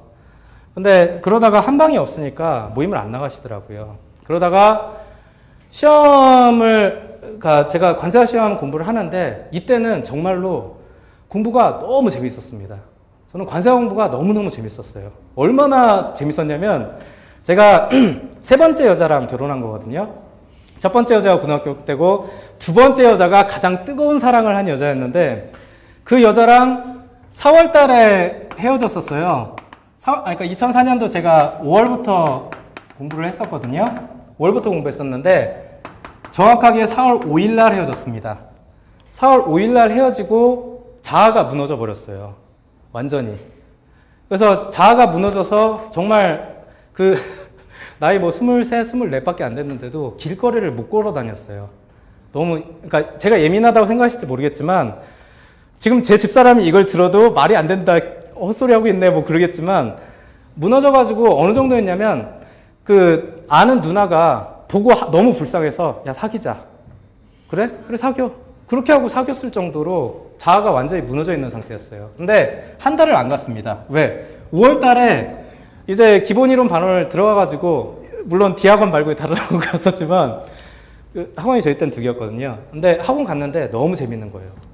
그러니까 이 공부가 관세 공부가 너무너무 재밌는 거예요. 그냥 내가 학교에서 배우는 그런 거 말고 이런 실제적인 어떤 실무적인 걸 배운다라는 게 너무 재밌었습니다. 그래서 여자랑 헤어진 것도 잊어버리고 공부를 해가지고 포기했다가 다시 해가지고 그렇게 갔던 겁니다. 그러니까 여러분 어떻게 보면 오늘 어버이날인데 어버이날 여러분들한테 가장 큰 선물을 할 수 있다라고 하는 것들은 여러분들의 한 방이에요. 그러니까 이 아수라를 뚫고 합격을 하게 됐을 때 그 이유를 장담할 수는 없지만 그래도 여러분들 우리나라에서 사는 게 사자가 있는 것과 없는 거는 천차만별입니다. 물론 없는 것 중에 잘하는 사람도 분명히 많이 있지만 그것이 있느냐 없느냐는 또 별개의 문제예요. 그렇기 때문에 반드시 합격하셔야 된다는 겁니다. 아시겠죠?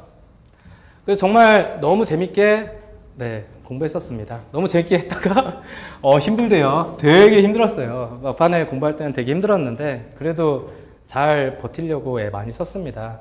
그래서 일화가 되게 많아요. 저는 여러분들한테 꼭 하나 당부드리고 싶은 게 있는데 수업 절대 빠지지 마세요. 그러니까 여러분들 근성을 보이세요. 만약에 정말 하실 생각이 있으시면 여러분들 수업을 빠진다라는 건 말이 안 되는 겁니다. 수업 빠지고 내가 자습해가지고 합격할 수 있으면 왜 학원이 이렇게 난리겠어요. 그렇죠? 우리 시험은 학원 강의를 듣지 않고 시험에 합격하는 게 불가능한 시험입니다. 단언할 수 있어요. 여러분들 관세평가인데 관세평가라고 하는 건 사실 실무거든요. 사례결식 계산식으로 시험 문제를 낸다라는 거는 여러분들 실무 문제, 여러분들 실무 나가면 똑같은 상황이 여러분들 앞에 주어집니다. 똑같은 상황이 여러분들한테 주어지는데 똑같은 상황에서 여러분들이 문제를 직접 풀어보라는 거예요. 근데 여러분들은 실무자가 아니에요. 실무를 해보신 분들이 아니에요. 그런데 실무 문제를 풀어야 되는 겁니다. 이게 엄청난 넌센스죠. 그렇죠. 그런데 그렇게 되려면 실무자한테 얘기를 듣고 이거를 이해해야 된다는 겁니다. 그렇죠. 그렇기 때문에 학원 강의 빠지지 마세요. 학원 강의 절대 빠지지 마시고 지각도 하지 마십시오. 저는 어떤 일이 있었냐면 3월 달부터 제가 모의고사를 들어갔었는데요. 6월 달까지 4개월 동안 모의고사를 들어갔는데 그 4개월 동안 모의고사 그러니까 4개월뿐만 아니라 그 전에 기본 이론 뭐 이렇게 1차, 2차 다 듣지 않습니까? 학원에 빠진 게 단 하루도 없습니다. 저는 정말 제일 근면했다라고 얘기할 수 있어요. 한 번도 지각도 없고요. 심지어 눈이 와가지고 학원 가는 버스가 끊겼는데도 산을 걸어서 넘어가 버렸어요. 그래서 학원을 갔습니다. 제 시간에. 그리고 3월 달부터 6월 달까지 모의고사 보는데 5월 달에 제 여동생이 있거든요. 여동생 맹장이 터졌어요. 병원에 입원했습니다. 토요일 날. 그런데 저 다음날 모의고사 보러 갔어요. 그러니까 동생은 막 이상하다고 그러죠. 계속 떼굴떼굴 구르다가 결국 세브란스에 입원을 했었는데 동생 병원 갔어도 저 다음날 꿋꿋하게 시험 보러 갔습니다. 모의고사 다 보고 모의고사 다 듣고 강평 다 듣고 7, 8시에 끝나고 나서 그 이후에 완전히 어두워지고 나서 병원을 갔습니다. 왜? 왜 그렇게밖에 할 수 없었나? 너무 절실했으니까. 나는 이거 말고는 답이 없어요. 토익도 없고 아무것도 학점도 안 좋고. 그러니까 이거 말고는 진짜 우리 엄마가 지금도 얘기하시지만 너는 관세사 안 됐으면 집에서 놀았을 거라고 얘기하는데 근데 이거 말고는 정말 저는 답이 없었기 때문에 그렇게 할 수밖에 없었던 거예요. 그리고 그렇게 해서라도 그러니까 무조건 합격해야겠다가 아니고 떨어질 가능성을 줄여야겠다라는 생각으로 무조건 갔던 겁니다. 여러분 이거 봐야 돼요? 안 봐야 돼요? 중요하지 않아요. 나중에 가면은 다 보게 됩니다. 자기가 불안해서 다 보게 돼요. 자기가 불안해서 다 보게 되는데 그렇게밖에 갈 수 없는 거는 자기가 절실하기 때문에 그렇습니다. 그리고 여러분들이 정말로 할 생각이 있고 절실하면 학원 강의 빠진다는 거, 지각하는 거 말이 안 되는 거예요. 그렇죠. 그리고 그렇게 할 거면 하지 마시라는 겁니다. 한 명만 앉아 계셔도 좋으니 하지 마시라는 겁니다. 그렇게 해도 합격할까 말까인 거예요. 정말로. 여러분들 평가에 대한 기본 이론 강의가 제 강의는 좀 다른 제가 기존에 수업했던 분들 들어보면 다른 학원에 강의하시는 분들하고 좀 틀리다고 얘기하는데 근데 저는 그러니까 철저하게 그러니까 여러분들이 합격하기 위해서 필요한 것들만 얘기할 겁니다. 정말로. 그렇기 때문에 여러분들도 저한테 근성을 보여주셔야 돼요. 근데 여러분들 늦고 제 시간에 와보니까 한 분 계시고 그러면 저도 강의할 맛이 안 납니다. 그러면은 솔직히 오기 전에 이제 읽어봐야 되잖아요. 평가정의가 바뀌었거든요. 이게 지금 3판인데 3판이 올해 바뀐 겁니다. 올해 바뀐 건데 이 3판을 제가 그러니까 2판까지는 많이 봤지만 3판은 처음 보거든요. 읽어보고 와야 되는데 한 분 와가지고 앉아있으면 저도 옛날에 2판 봤던 거 있으니까 2판 가지고 설명하면 돼요. 그렇잖아요. 그러니까 저를 자극시키고 물론 수험 강의라고 하는 게 인터랙티브하게 갈 수는 없지만 그래도 여러분들이 저한테 근성을 보여주셔야 됩니다. 근성을 보여주시는 만큼 해드릴 거예요. 기본 강의뿐만 아니라 기본 강의 끝나고 나서 여러분들 시간이 남는다. 그러면은 기출문제라도 풀어드리겠습니다. 여러분들 지금 학원 강의 중에서 기출문제 풀이 강좌가 따로 없습니다. 그렇죠. 특강이나 뭐 그런 건 몰라도. 근데 어쨌든 기본 강의는 기본적으로 저는 기본 강의 저한테 들으시면 다른데 뭐 문제풀이, 뭐 모의고사까지 저한테 들어라 그런 얘기 안 해요. 왜냐하면 저도 정해져 있는 룰이 있습니다. 8할 계산 뭐 이런 뭐 채점이나 그런 답을 써야 되는 룰이 있는데 그게 100% 그러니까 저는 제가 여러분들께 말씀드리고 제가 알고 있는 룰이 최소한 60점 맞는 데는 아무 문제가 없는 룰이라고 생각합니다. 저한테 수업을 그렇게 듣고 저한테 얘기를 듣고도 60점을 못 받으면 공부를 안 한 거예요. 그렇게 생각하거든요. 그런데 그렇다고 해서 제가 가르치는 게 100점짜리는 아니라는 겁니다. 더 좋은 방법이 있을 수 있기 때문에 다른 뭐 스텝 업된 부분은 타 학원에서 다른 분들의 의견을 들어보시는 것도 나쁘지 않아요. 그래서 저는 모의고사도 1등 하시는 분 다른 학원 가시라고 했습니다. 왜냐하면 더 나한테 배울 게 없기 때문에. 더 해봤자 매주 70점인데 뭐래요.